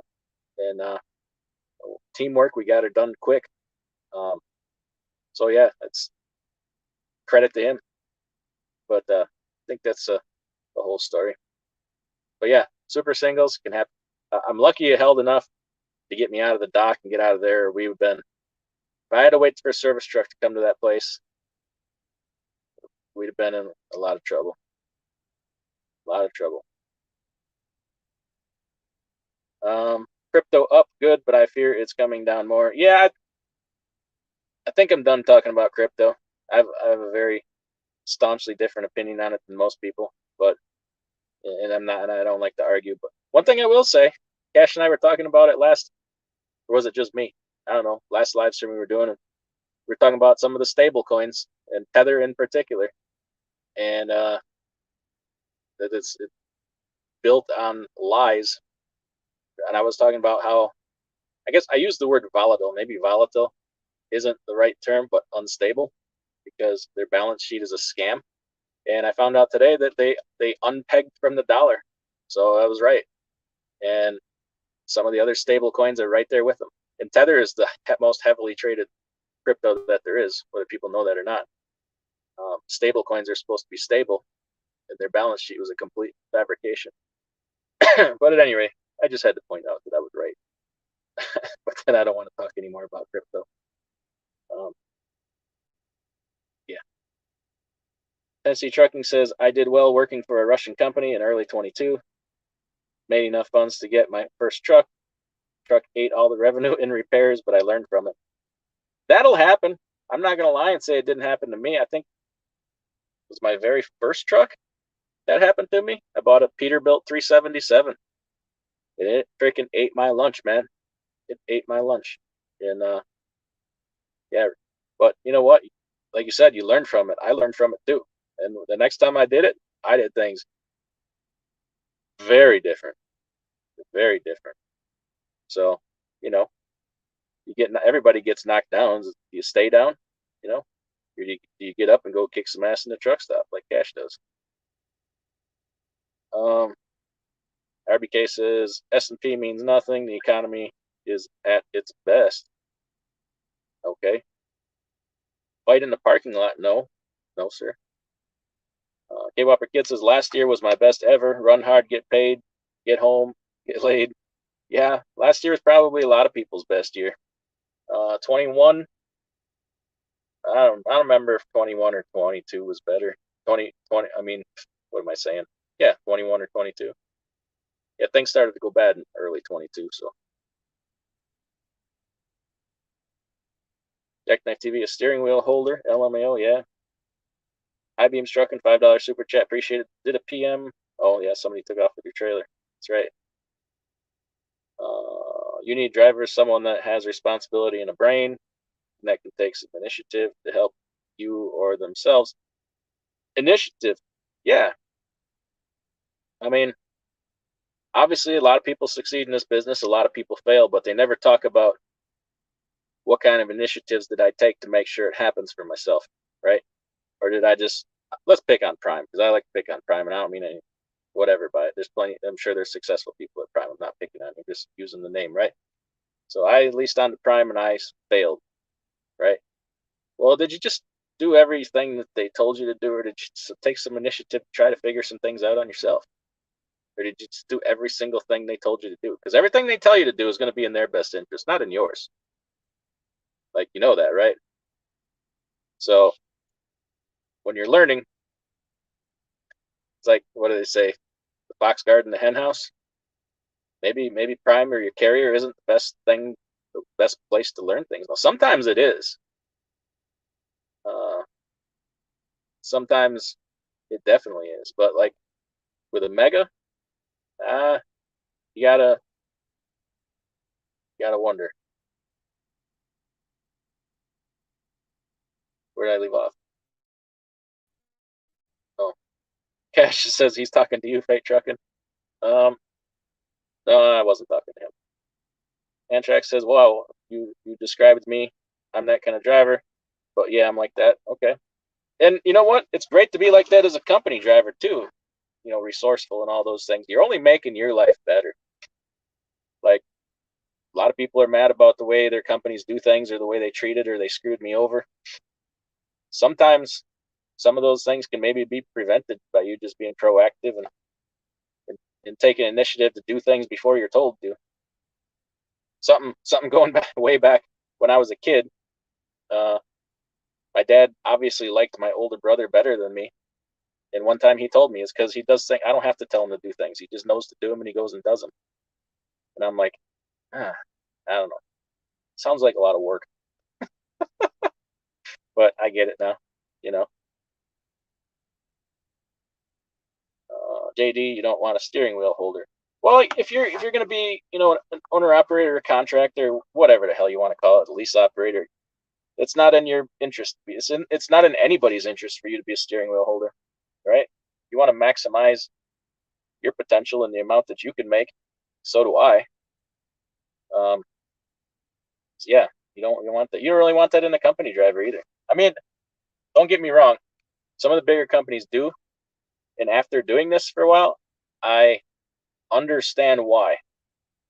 It takes out the, okay, so for me to sit here and tell you everything and doing exactly how to do it, you have somebody that makes bad decisions, you're not relying on them to make a decision for themselves because you probably don't trust the decision. So it's better if I just tell you what to do with everything, right? There's a lot of that goes on. Jack Knight TV says, "Is the big YouTube personality fake?" It is not. It is not. Mike's Locks Life, great advice. Thanks. Okay. Robert B says, "Here comes the rant, baby." Yeah. So, scrolling at the bottom here, let me plug some things here. Do you know about MUDFLAP? Try to save yourself some money on MUDFLAP. I had somebody come at me the other day and say, you know, there's better deals in MUDFLAP. Well, let me explain something. So, you know, different things for different people, right? So, you guys know as well as I do, there's always a new group of people entering this industry, right? And let's just tell it what it is. Like, a lot of them are not from here, right? So you don't come to this country and automatically have an 800 credit score, right? Or a 650 or whatever it is good enough to get a fuel card, because when they give you a fuel card, they run a credit check on you, unless you're going prepaid. And then even sometimes you can't get a prepaid if you have bad credit. You don't have to worry about that with MUDFLAP. There's no credit check, right? So that includes a whole group of people that can now get a good fuel discount without having credit. And plus, some people don't believe in credit. Some people don't borrow money. They're totally against it.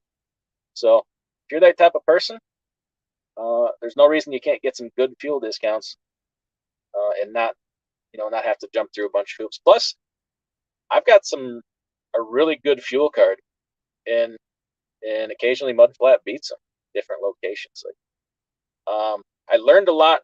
I can talk about this now because it ain't going to happen. I said I'd been working on something big, and I've decided, due to my decision, it's not going to happen. I've learned a lot about the fuel card industry in the last 30 days.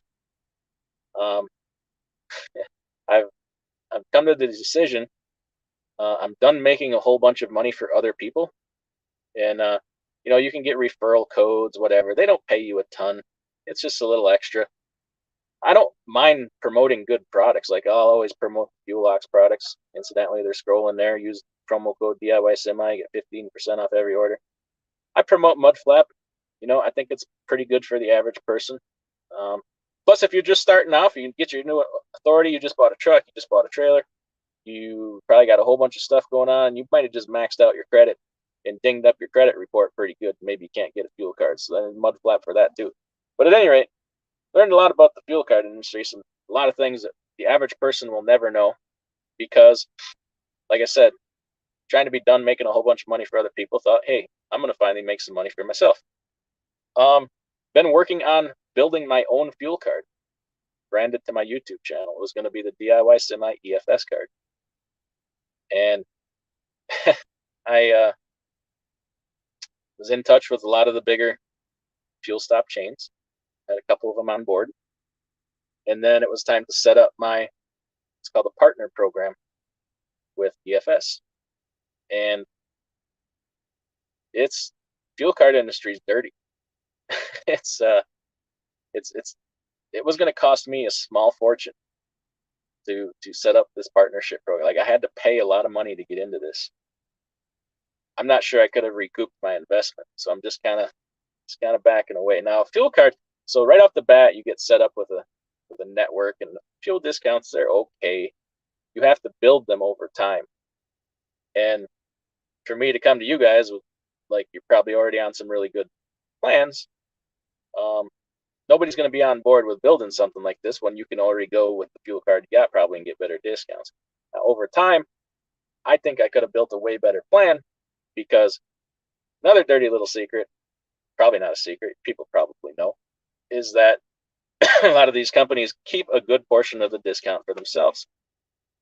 So if they're on a cost plus program, they'll hold back 7, as much as 10 cents a gallon, put in their own pocket.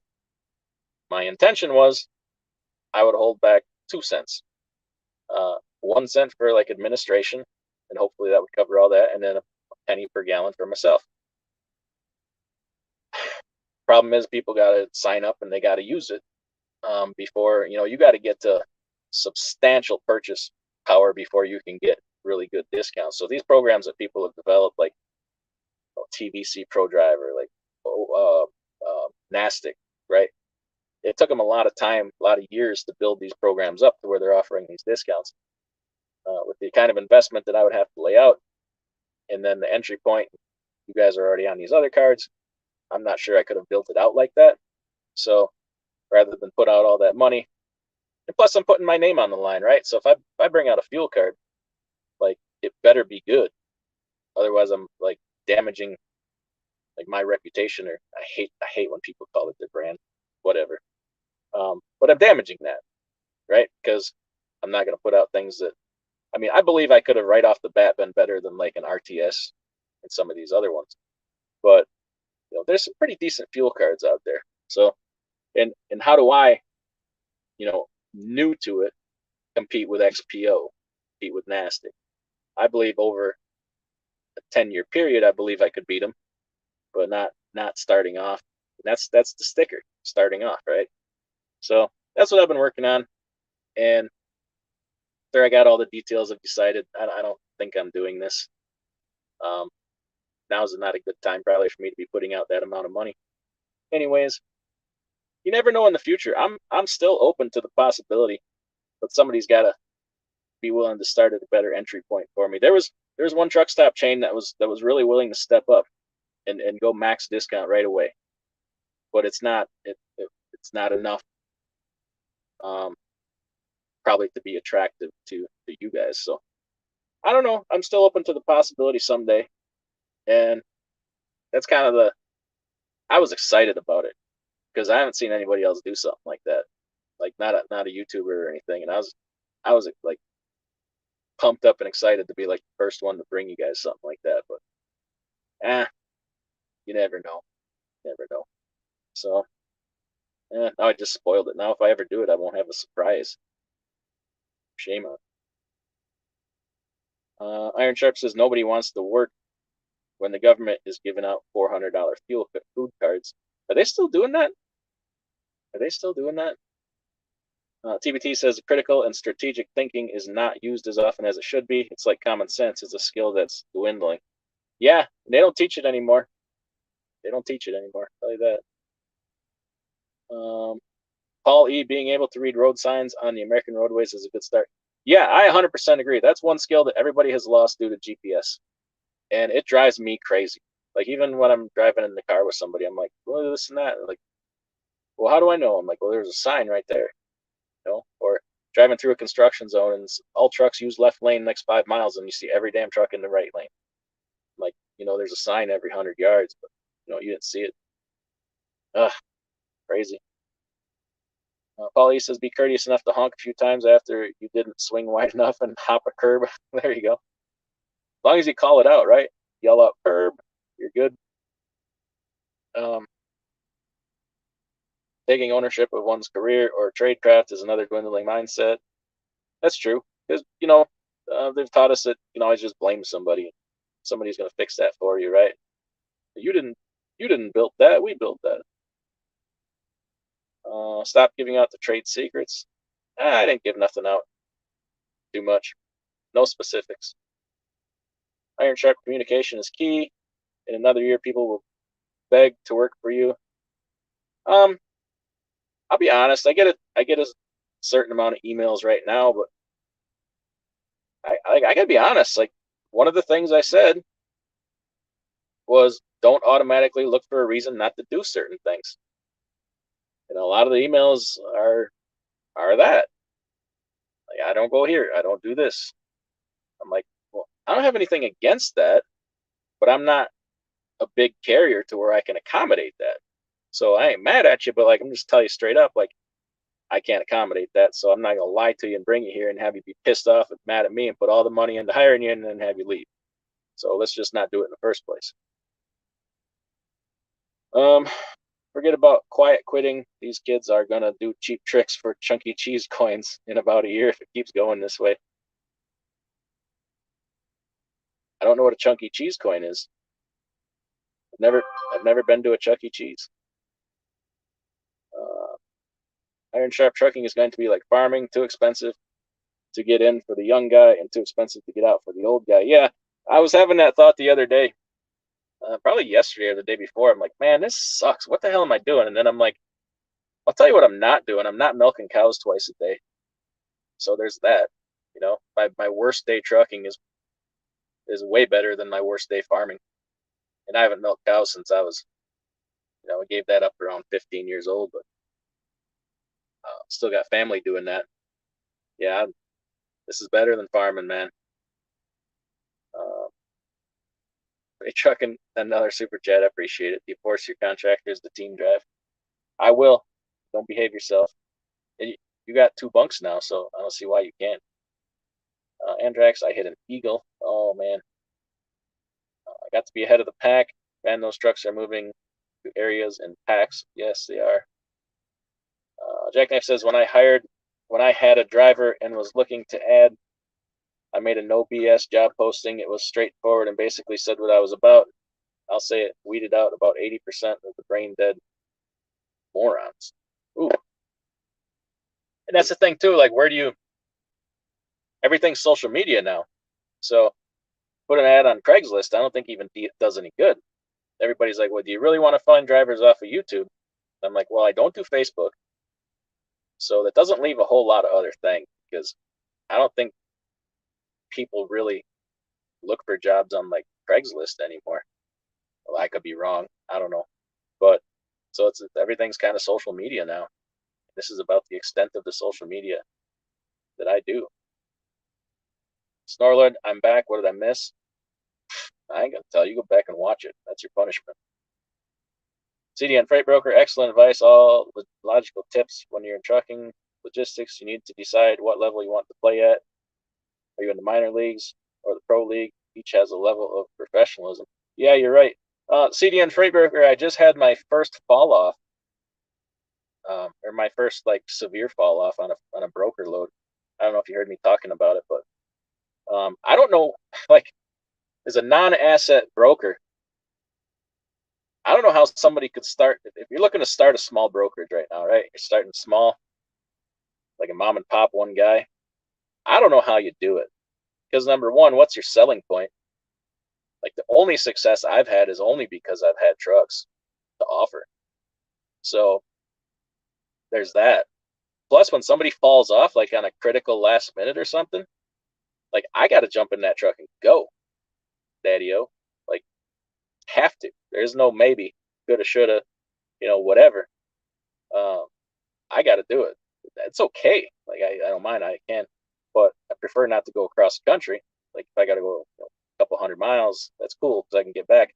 But I just had that happen. And if you're a non-asset base where you don't have trucks, I don't know, like, you're going to lose that customer because there's constant fall-offs these days. Usually, I haven't had them happen that close to pickup, though. I had a few happen, with further out pickups, and that's not as big a deal. And thankfully, if he's watching, a guy named Greg saved my ass. He went and got my trailer and loaded it for me and dropped it for me. So, hey, thank you. Make sure you get paid for that if I ever make it home.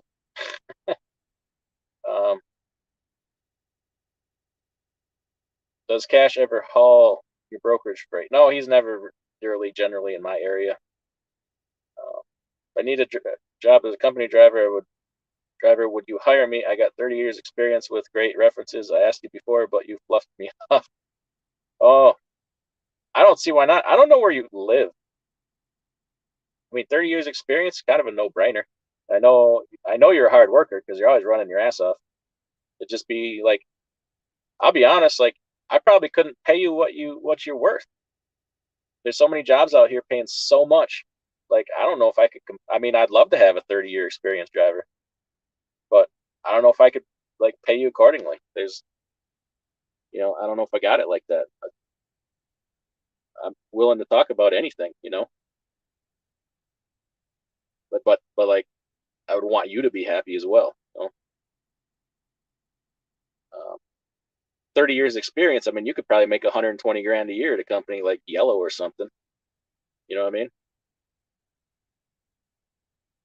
Jackknife TV says, "Oh man, F8 truck," and I could only imagine. Been there, done that. What did he do? Did I miss something? Oh, on the story of the teaming, right? Yeah. Next time, instead of re-education, throw them in the gulag. Nah. Lots of new trucks coming into mega carriers right now. Their trade-in mileage seems to be getting lower. Okay. Dealerships wouldn't even talk to me about a new truck. All they would tell me is new truck costs between 150 and 200 grand. That's about what I'm getting. So the Mac dealer, I had a guy looking for one, and he's like, Anthem or Cascadia. I'm like, go fuel mileage, So he talked to the Mac dealer, and he says, if you're willing to take one off the lot, I can get you one for 165 grand, brand new Anthem. He said, if you need to order one, you're going to be about 200. We're at a different price point for the ones on the lot, just because of some deals we had made. I'm like, well, that's a pretty good price for a brand new truck, but still a lot to bite off. Big chunk. When you say downside protection, are you talking about lot lizards? I'm not. Auto air inflation system on the trailer. Did the white light turn on? Surprisingly, it did not, which makes me think that little bulb is burnt out. So that's a project for when I get home. I'm going to have to check that out. I had to step out for a minute. I came back in. You said your co-driver was back there just reaming the hole out. Yeah, you caught me at the wrong time there. Way to walk in mid-sentence there, Cash. Anthrax said, I had the same story happen to me. Every time I'm picking up one PTI ulcer trailer, I just spray it with starter fluid and get rest on tire pressure system taken care of. Okay. Oh, you're talking about the set the bead? Or they got a broken bead? Come on with it. There he is. I bought a 28 karat diamond necklace today. I stimulate the economy. Damn it, boy. That is one hell of a necklace. That's a Kobe Bryant type necklace. 28 karat gold. No, you said diamond. I'm guessing. Well, I don't know. I'm all confused. Right now, you ain't affording a 28 karat diamond on a trucker's salary. I'll tell you that. If you do, I want to know who you're working for. Mark M in the house. Get money, get paid. Yeah. Iced out playa getting it done. Okay. How do you drive a truck if you don't hold the steering wheel? Feet on the dash, steering with your knees. Come on. That's how you do it. I tell you, them right turns are a bitch, though. You gotta watch that. I told my owner op friends about MUDFLAP. They said fuel is not good. It's not filtered. I hope you're joking. I think you're in on the joke there. Or I was joking about filtered fuel. Yeah, they don't know what they're talking about. So that MUDFLAP has probably 50 different chains of fuel stops. How would they know if they're all filtered or not? Jackknife says, on my last drop here in Maryland at BJ's right now on the road with the Pilot and the TA. Ooh, nice. Elkton. Must be an Elkton. Cash for lot lizards, you need backside protection and front side protection. Top side and bottom side. Truck Smarter load board app is trying to replicate MUDFLAP. I haven't used them, but they also have the interface to give fuel discounts. Competition can only help us get even better fuel discounts. Yeah, I'm not a big fan of the Truck Smarter load board. I think it only encourages more of the type of activity that kind of led to some of this, where it's click and go and not negotiating, not communicating. The click and go apps, it also enables the company that you're dealing with to go and outsource all of their support overseas. Because if they don't have to talk to anybody and don't have to communicate with anybody, why do you need somebody that is here in America when you could pay somebody overseas about 30 cents an hour to do the same damn thing? And tell you when you call in, all they have to say is, "We are escalating your problem. We are escalating your problem." Right? How could I possibly drive this truck if I have to worry about shifting those gears all the time? Ooh, yeah, you got a point there. Skinny Peter says you're a cross between Billy Mays and Jay Cannell. I've got to turn that light back on. I can't see myself.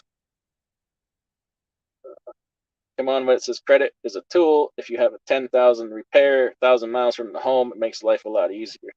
Yeah, I mean, use it responsibly, right? To a certain level. It can also be a detriment to you at a certain point. If you don't keep a hold on it, keep wraps on it. Now, if you're the type of person with no discipline, it can really hurt you. Marty Sinamore says, start a fuel card co-op. See, the fuel card is largely in charge of what you do. That's another thing. They hold all the cards there. To get cost of diesel plus 1 cent at Fly J, you need to purchase 150,000 gallons a month, but you will not be able to officially give out your discount to the drivers that are not part of your company. I could. So there's different programs. You can get like a company. It's one program, right? You have your own account. They have this other program for people like that OIDA and NASTIC and it's called a partnership program. Your brokerages, right? Like RTS, right? You're not using their account. I would get a code where I could link your account to mine, and your purchasing would be part of my network, right? Your gallons would be purchased as part of my network, but it's direct billed to you. Pilot Flying J doesn't want no part of it. They make that very clear. They used to give a straight 10 cents a gallon across the board. They want no part of that. They even came into a company where I have a family member that works and told them no more discounts. There's a big company, so Pilot Flying J can fight it. You need a comp check. All the other BJs I've gone to use online payment system for lumpers. I was just at the truck stop and I freaking forgot to grab some. Shame on you. Just go knock on everybody's door there and wake them up and say, "Come check. You have come check." RBK, I have Axle card through Pilot directly. It has cost plus 8 cents. I have another one through Compass at Loves, and it costs plus 5 cents. I use another card for TA, cost plus 3 cents, but 0.5% for loading money. Yeah, I did look at what you sent me there, RBK. I'm not done looking into it. I was kind of exploring this other opportunity first, but now we'll go back to doing a bunch of homework on different things. And of course, I have MUDFLAP through your referral, which I occasionally, when enough of my referral rewards build up. There you go. Why no XPO fuel card? That's a good fuel card. I don't have it. The one I have does a little better than that, but I'm always looking to improve. I would take the XPO one over NASTIC. The NASTIC fees kind of tick me off. And they're always trying to sell me something, so I quit them. CDN is difficult to build a brokerage, but possible if you train properly. If you have no experience, I highly encourage to work with an agent first and learn and gain experience. Brokering is hard. It is. It's not as easy as people make it out to be. As a non-asset brokerage, you need to build something or other. Small non-asset freight broker Need strong credit rating and build up your reputation networks. Deal with fall off loads. Pre-vetting carrier helps prevent fall off loads. Yeah, this guy came highly recommended by somebody that hauls for me regular, but I had a thought there, but I forgot what it was. Oh,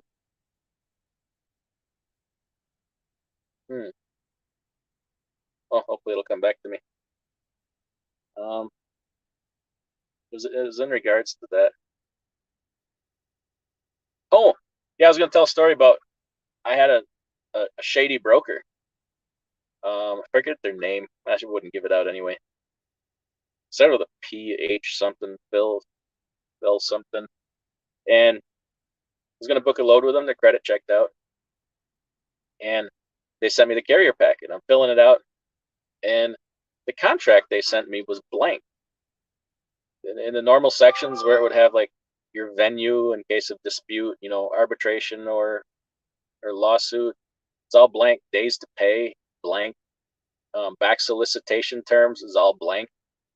And I'm like, I'm not signing a blank contract, and you're out of your mind for sending it to me. So as a broker, you never send a carrier a blank contract, because if they fill it in and send it back to you and you don't catch it and sign it and agree to it, you're stuck with those terms. And as a carrier, you never take a blank contract, because they send you a blank contract, you fill out your part and sign it and send it back to them. They can fill in whatever the hell they want to fill in on that form, and you're stuck with it. So nobody, neither side should ever do that. So she sent me this blank contract, and of course, I fill it in, as you will do. And it may have been slightly favorable terms to me. It might have been 10 days to pay.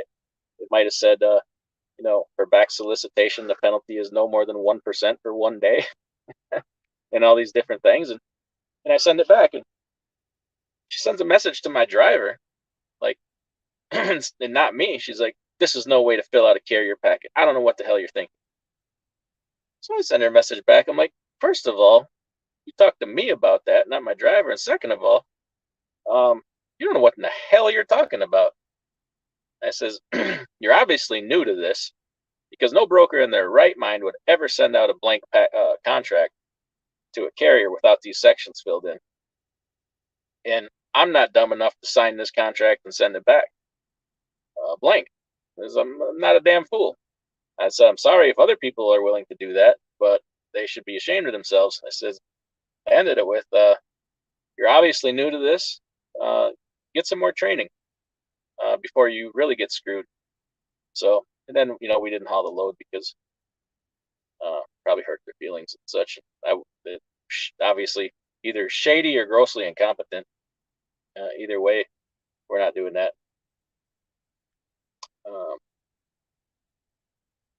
Jack Knife says, you start a Facebook page with your company name, then you can make job postings and groups, and usually pay a little bit for advertisement. Just puts you out there pretty quick. That's what I should do. You're absolutely right. I've had bad experiences with Facebook. Like, I've found I don't play well with others. So to me, it was only me. Like, Facebook gives people a voice that should not have one. Like, okay, I don't want to call people idiots, right? There's some people that are not capable of high level thinking, and we're better off if they don't have a voice. I mean, that might sound harsh, but I don't need to hear it. I don't need somebody who's 22 years old, still living at home with mom in the basement, playing video games, never done anything with their life, tell me how to run my business. Like, I have a very big problem with that. And but unfortunately, they think they have the right to, and they, through Facebook, have access to me, or have somebody who's had every truck they've ever owned repossessed, and spends all their money on the Cherry Master, tell me how I'm screwing people out of money or whatever, right? I just don't want to hear about it. At a certain point, I can't control some of the responses I make. So I tried Facebook once and had to quit it because my wife says, you really don't play well with others. I'm like, yeah, you're right. So, yeah, I gave up that. But no, you're right. It's all social media nowadays. Is how everything's done, and I recognize I suffer a little bit because of it. But I probably just need somebody else to do it, be in charge of it, probably, and then me not be involved in it. Probably how I need to do it. Indeed, costs an arm and a leg. When I thought I was going to actually be able to grow, I was looking at 10th Street. Yeah, I've talked to them too. I thought it was great to be able to have all the application done in one place. Okay. MUDFLAP has bad truck stops. Same goes for TAs and pilots. Yeah, I fell on my ass. I got hurt real bad in a TA last week, 2 weeks ago. Man, I hurt myself. We're out there fueling. I was with the other driver. He's on the other side. I'm on the driver's side. And there's so much fuel on the ground, like you can barely freaking stand up. So I got done fueling. I was going to pull ahead and get refuel. I got up, hit the first step, hit the second step, and my feet went right out from under me. And luckily, I caught myself on this truck has an exterior grab bar. And, I got the steps with with the tread on them and stuff. It didn't save me. And the next day, I hurt so bad I could barely put my arms above my head, my shoulder, because I grabbed myself with my shoulders. And I'm like, get out here and power wash these freaking fuel islands, you jackasses. There's so much fuel, the ground is black and sticky. And then you put more fuel on top of it, and that's what happens. Yeah. I've seen a couple of trashy loves. Okay. Invader says I put over 150,000 miles on my truck, mainly using MUDFLAP fuel, and I have had no issues. The worst fuel I ever got in my life, and I did a video on it, was at the Petro in Gary, Indiana. That stuff had water and all kinds of nastiness in it. So, and it's a very high volume fuel stop. So, there's a chance it can sometimes not even be their problem if somebody, does whatever. Doesn't do what they're supposed to do, doesn't put the cap on tight, and it runs a bunch of water in the tank or whatever. I don't know exactly what goes on around a truck stop, but yeah, human error also. FedEx, Freight, ABF, and T-Force all pay very well. Yeah, you're right. ROI on new is not that great. Trucks used still 200 to 300% high. They are high, but it's getting better. 250K for a new truck. Then something, I guess, the 240 I'm paying all in with interest isn't so bad. Yeah, they're still out there, man. Biggest problem right now is a lot with the LTL carriers have slowed down and aren't really hiring like they were. Yeah, didn't FedEx lay off a bunch? I know it was only in a certain division, but if broker transparency does go through, what's your plan of action? I mean, I don't know. I'm not. It does, it doesn't, it doesn't. It's not even our biggest issue. I mean, how about we get a national energy policy in this country, right? Get a freaking grip on freaking energy, right? Getting fuel prices under control would fix a lot. That's never going to happen because it's not a part of the agenda. But and the constant, like trucking, fossil fuel engines in general, the whole way we do trucking is under attack with these mandated. Every so many years, you got newly mandated emission standards that the OEMs can barely freaking keep up. And then every time they're putting out a new technology, we're stuck with the consequences. And that's just devastating. I mean, sometimes it's better. Now we got trucks getting, pushing high 9 miles, pushing 10 miles per gallon, right? That's a little better. But look at the freaking devastation we had to go through to get there. And the emission systems still suck. That's a huge problem right there. Like, the government needs to just freaking chill out on this shit. They're just destroying us. That, the fuel, and then, the whole shortages thing with all the crap that just went on, like, and your speed limit is, you're this, you're that.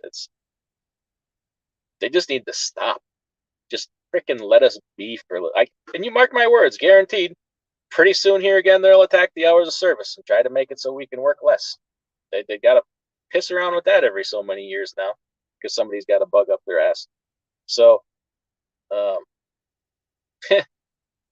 there's just a lot of things.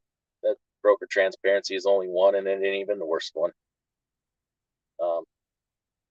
And and honestly, 90% of them are caused by the government.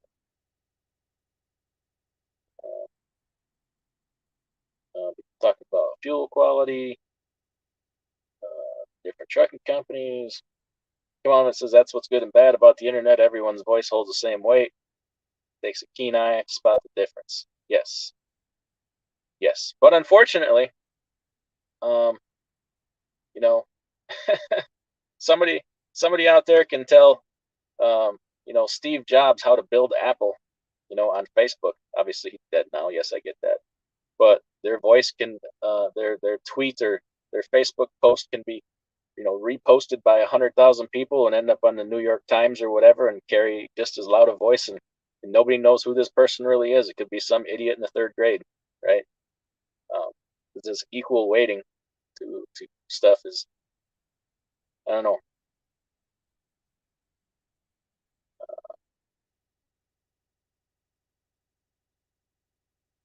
All right, people talking about different companies. Grade 8 transportation in-house is 22 years old, living in mommy's basement, never had a real job, but tells you how to run your business. You just described my daughter's boyfriend. Oh, hey, sometimes daughters' boyfriends disappear out in the wilderness. Take him pheasant hunting, just saying. Cents per mile, does MUDFLAP work with a fuel card, or do you need to tie it with a credit card? It does not work with a fuel card unless it's got the MasterCard logo on it, or Visa, I guess. You can tie it to a credit card or a debit card, or right to your bank account. I like the credit card part of it because that would help with a lot of the fraud that's going on right now. Because then you have that protection of something you purchased with your your Visa or your MasterCard. You'd have a little bit of fraud protection there. So that's one thing I think EFS and Comdata both need to work on, is their fraud protection. You can file claims and disputes and get the money back, but they're not Johnny on the spot with it, man. I know a guy that went well over 90 days with a large amount of money waiting to get his money back. All right, Antrax is going to bed. Thank you, sir. Jackknife TV says he had it linked with his ATB fuel card and his Capital One cash back card. Yes. Come on, man. It says I tie MUDFLAP with my Amex Gold and I earn extra points for fuel. Yeah, it's a whole nother point system, basically. Tell you what, if you ever get like a promotional credit card offer in the mail where they're like, oh, for 6 months, 6% cash back or whatever, man, I'd be all over that. Because you got to think, at $4 a gallon, what is that? That's another, 24 cents a gallon off the pump price of 6%. One of my drivers got offered that once, but it was only for like 30 or 60 days. Oh, wow, just looked at fuel prices. Prices are at or above $4 a gallon again in the Mid-East. Yeah, Cash and I were just talking about that today. Fuel prices are just freaking creeping back up, man.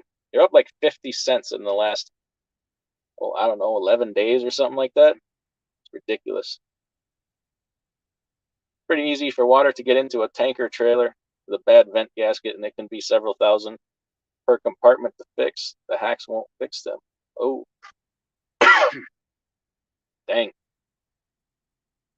Jackknife TV says, I hope my 2023 they kind of got the emission system taken care of. Yeah, but now they're about to change it again. So what the heck is that next standard? Isn't there a new standard for 2025 for emissions? If I'm not mistaken. It's coming up soon. And then you got idiot states like California. Oh, suddenly you can't operate your truck here anymore, even though it's been good, Come on. And then it's just, we're being attacked from every angle. And AB5, insurance rates are skyrocketing, blah, blah, blah. It's a lot of challenges. When they got rid of regulation back in the 80s, they should have had a minimum rate per mile. Yeah, but it doesn't really work, though, because then everybody adjusts right to that minimum. So look at over the last 2 years what happened with COVID when freight rates went sky high. What happens?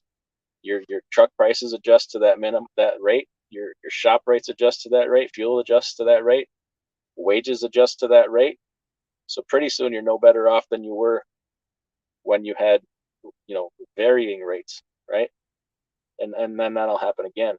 And then usually you're stuck with those new rate systems, shop rates, things like that. They really hardly ever come back down. So, there's unintended consequences to that, the price controls.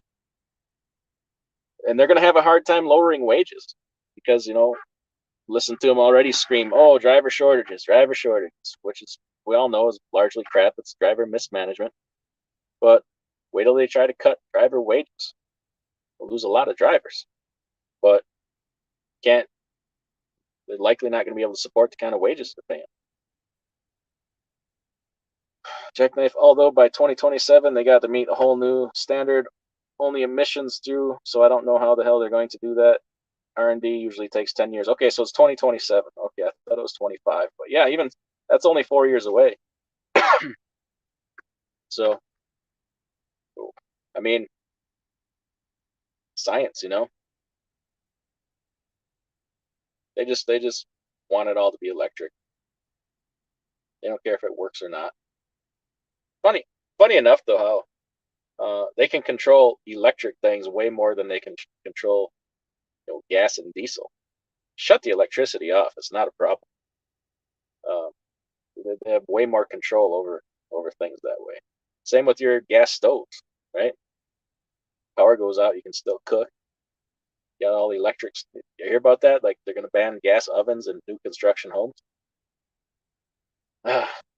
Stupid. Come on, when it says I have north of 250,000 Amex points. Woo! Damn it, boy. We need to fly out on a vacation. What can we do with them Amex points? Can you use them in the truck stop parking lot? Shannon Thomas trucking, bedtime for me. Thanks for the great live. Yeah, I think I need to get to bed too. My voice is fading here too. There's about 80 people in there. How about we give Adam a big thumbs up? Well, thank you. Thank you for the big thumbs up. Just, watch where you stick it. If you're trying to put it somewhere, could you at least, wet it a little bit first? Make sure your fingernails are trimmed. I appreciate it. Oh, Das Koano 1999 super chat. I appreciate it. Hey, Adam, first haul as reefer owner-operator completed. Trailer ABS light came on. Now I'm officially owner-operator. Thanks for your guidance, Adam. Yeah, those ABS lights, they'll come on, man. So you probably just got a sensor that's out of adjustment there with the air gap in the wheel. So next time your truck is off, stand outside and turn the key on. But when you turn the key on, you hear all that click, click, click, click. Those are the ABS sensors kind of firing. So when you turn the key on, watch back at that yellow light and see how many times it flashes. It'll say flash 6 times or 3 times, or 4 times or whatever. Write that down and call your mechanic and say, hey, my ABS code for the trailer is flashing me this. It's a good guideline. It can tell you if you got a problem at a wheel end, it can tell you which one. Also, there's a center cable that runs down the trailer. You got the truck on and you get under there and kind of wiggle that, with the connections and all the way back. Find out if that cable's bad. Most of the time, it's a sensor at a wheel end, honestly. And if you go to most of your shops, will have a little thing there they can plug into your pigtail and diagnose it. So it should be. I'm not sure that's the kind of thing. Although it's simple and it should be able to be done at like a TA, I wouldn't let them screw around with it for 4 hours of diagnosis. Just go somewhere else. Hyliion is going to take over with their all-electric semi-truck with an onboard natural gas generator, 1,000-mile range per tank full. I like the Hyliion model. The Nikola, not so much. I'm not even so much the Tesla, but I think Hyliion is the technology that should probably win. It seems the most practical. Like even early on, they came out with a retrofit for trucks. Like nobody else was really doing that, to my knowledge. Hyliion seems the most practical, and hopefully there's got to be a winner. I hope it's them. You heard about the gas stove BS? Yeah, I did hear about that. There was a minimum rate per mile right now. What do you think it should be? That's the other thing. How do you set it? Some people are going to say it's too low. Some people are going to say it's too high. And then does it cover every part of trucking, or does it just cover? You have a minimum rate per mile for, then there's flatbed, and then dry van, and then there's reefer, and there's tanker, and there's this industry is just too diverse. It's just like the hours of service, right? So think of it this way: they set a one size fits all for the most part. Obviously, you have like oil field exemptions, whatever. They set a one size fits all hours of service, and at any given time, 70% of the industry is unhappy and says it doesn't work for them or whatever. Obviously, probably dry van and reefer is majority of the industry. So it'd be likened to that, where it's going to work well for some, not for others. And what do you do about it? Government is not wise enough to sit down and decipher what is good for anybody, much less in something that's a diverse industry. And minimums too, people automatically go to the minimum. Well, I'm paying minimum's $2 a mile, and we're paying like $2.25, which is really good. Well, is it? Maybe you could have got way more than that, but because there's this standard, everybody kind of pegs their rate to the standard, this arbitrary standard. Just like the hours of service are so arbitrary, they're really not based on much science. Wondering how much kingpins and a set of 4 brake pads cost now. Kingpins, you're probably the last kingpins I got were like 2 years ago at a Freightliner dealer. We were like $2,500. And brake pads, you got disc brakes, or you got drum brakes. Probably, I just saw Fleet Pride has a big sale for $99.99 per brake drum. And then you're probably $70 per kit. So call it $200 per wheel end, to be somewhere in the average there. So 2, 4, 6, 8, $800 parts for 2 axles, and then labor, whatever your shop is going to be for labor. Some of them say they just do like a standard, $100 per wheel, or not $100, 1 hour labor or whatever. Or some of them put a flat rate on it. So right around there. That's okay. I know you're not going to talk about it, but supposedly all of a sudden cardiac arrest and strokes that young people have been having lately are now being linked to climate change. Is it? I still think there should be a little bit bigger barrier to get your authority. It would weed out all the guys that get hustled until this industry looking for such quick money. The barrier entry in general in trucking is really low. Solution is not more drivers and more companies. The solution is better quality drivers and companies. Money will follow. You're dealing with multi-million and billion-dollar industries. Yes, this is like most things, quality over quantity. They will treat you how you present yourself. The suit and tie guys will squash you and use everything. You don't know what you're doing, what you're talking about. Yeah. Put Tennessee one in the house. Hey, how you doing? I got an oil change at Speedco for 2 oil changes in a row. I was getting an engine light going up PA mountains, so the last 2 oil changes, I've changed it myself and haven't had one engine light. What in the hell? I mean, were you able to confirm that they're using the right filters? There shouldn't be a heck of a lot they can do to cause an engine light, or I should say a heck of a lot they do differently than what the average person would do on a PM then that would cause an engine light to come on. I have to put some thought into that one. Or is there something new with the newer trucks? I'm not all that familiar with the newer trucks. I don't know if there's anything that has to be reset or what. Interesting. I don't know. Shouldn't have anything to do with the oil that they're using. I mean, Marty says we want need broker transparency if there was $3 minimum rate per mile for a while till everything caught up to that $3 mile rate. TBT says, I take offense to that. I was a suit guy and only squashed people on Fridays. Yeah, the best thing to do, fire people on a Friday. That way you don't have to worry about coming in the next day, all pissed off, right?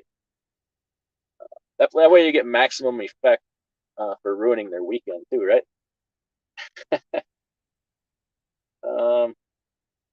Benedetto's here says, I'm just here to represent the brokers.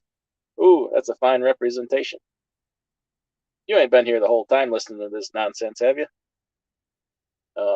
Hey, everybody, Benedetto's a freight broker, so if you need somebody to hate, make sure you hate on him. 18 wheels get light for fuel pressure sometimes when priming new filter, mainly PACCAR. Okay. Okay, makes sense.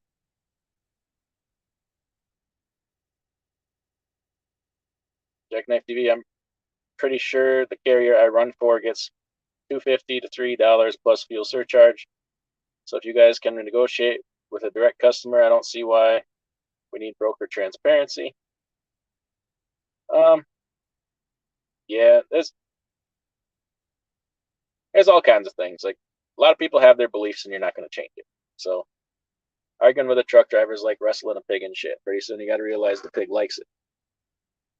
Right? The truck drivers just like to argue. I'm busy trucking says, sup, Bo? How you doing? G Walker in the house. Check those pickup tubes if you're getting low oil pressure with that check engine light. Yeah, so there is a thing. Freightliner was having this for a while in the Cascadias, where the O-rings on the pickup tubes were going bad, and you get a sudden drop in oil pressure. This probably isn't what happened to you, because I'm sure you would see low oil pressure if that was the case. But all of a sudden you lose oil pressure after, I don't know, the trucks would get a few 100,000 miles on them, but they were fixing that. They just drop the oil pan and fix it.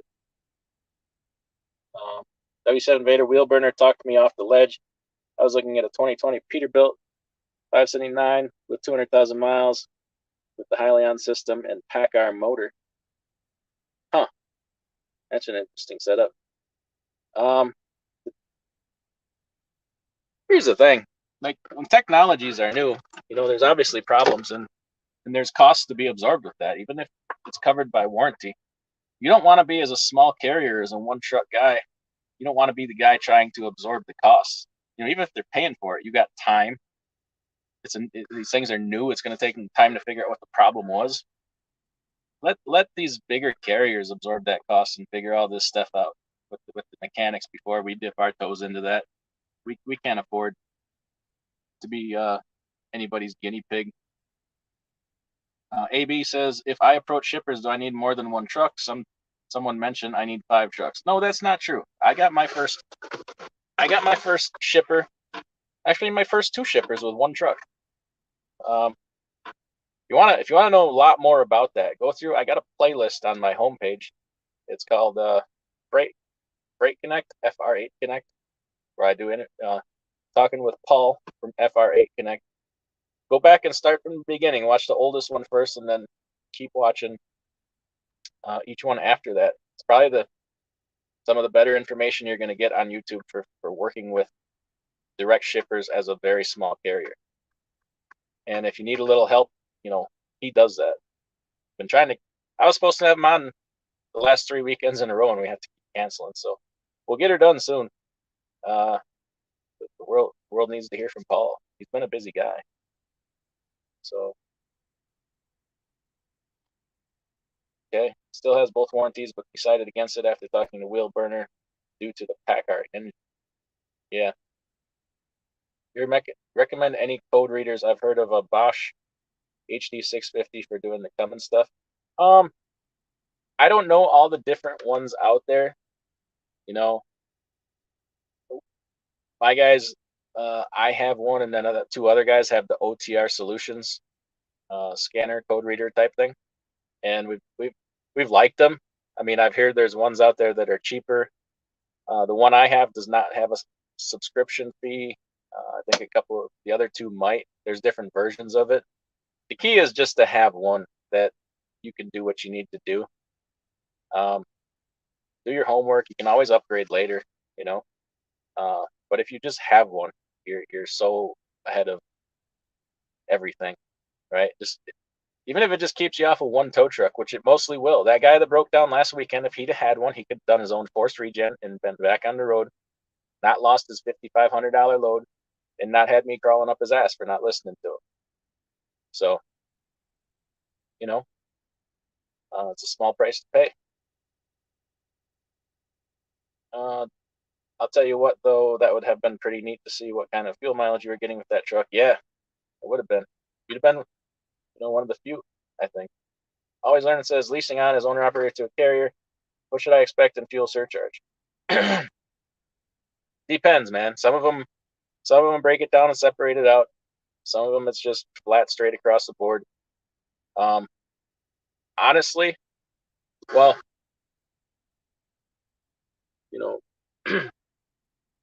can't get the light right in here. So if you have, a company that does, take for instance an 80-20 split straight across the board, 80% on the total gross of the load.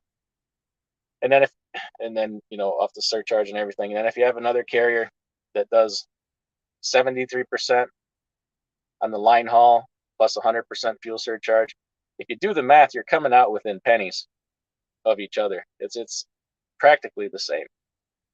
So I mean, it's a small detail, but just make sure that if you're I don't want to say it. Just make sure the math works out, right? That it's even.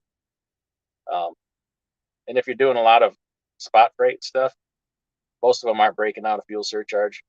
It's just flat, right? Sorry, my voice is going here. Suppose the guy's getting 9 miles per gallon consistently with a mid-roof, no wind deflector on the top, so not even the most aerodynamic. Wow, that's pretty good. That wind deflector is a big deal. Just ask Sterling. He found out when he took his off. Purdue, my arch enemy, just parked next to me. Ooh, that's got to be stinky. 2 chicken trucks parked right next to each other. Man, I hope I'll be okay. I have the PACCAR engine and integrated powertrain system. The last PACCAR engine I had was from 2014. The engine was great. I had no mechanical problems, but yeah, big difference between a 2014 and 2022 though. With the turbo compounding, everything is different. They've made a lot of improvements. So I don't know. I don't think I'd sweat that too terribly much. Cents per mile says, I seen the Bosch reader going for $650. That's a handheld unit. I wasn't sure if that was an outrageous price. That's about what the OTR one went for. I know that's what they paid. I got the cheaper one. It was like $350. It can't do quite as much, but it can still do it. It can force a regen, and it can clear codes. It just doesn't tell you what the codes are. But I don't really need that because my ELD will tell me what the codes are. So Jackknife says, oh my God, the emission system was a joke. And then I had some problems with the older automatic transmission too. Yeah, I wouldn't want to own one of the older PACCARs. I know, I don't know, 3-4 guys like something like that have had them, and they've all spun bearings, at some point between 500,000 and 600,000 miles. So it's an expensive boat anchor at that point. But my voice is failing here, so I ain't talked this much in a while. I'll go ahead and wrap it up unless I got to get to bed. And everybody have a good night. Thanks for coming in, and thanks for taking the time to listen to me whine. Sometimes you just need to do that, right? But I have some videos made. They're on my camera, and try to get them posted here one of these days. Like to get back into a regular schedule. Every time I promise to do it, I get called back out on the road. But it's hard to do videos for me while I'm on the road because I refuse to do videos while the truck is moving. I just don't think that that's a good idea. But anyway, we'll catch you all later, and hopefully see you again soon. Right, take it easy.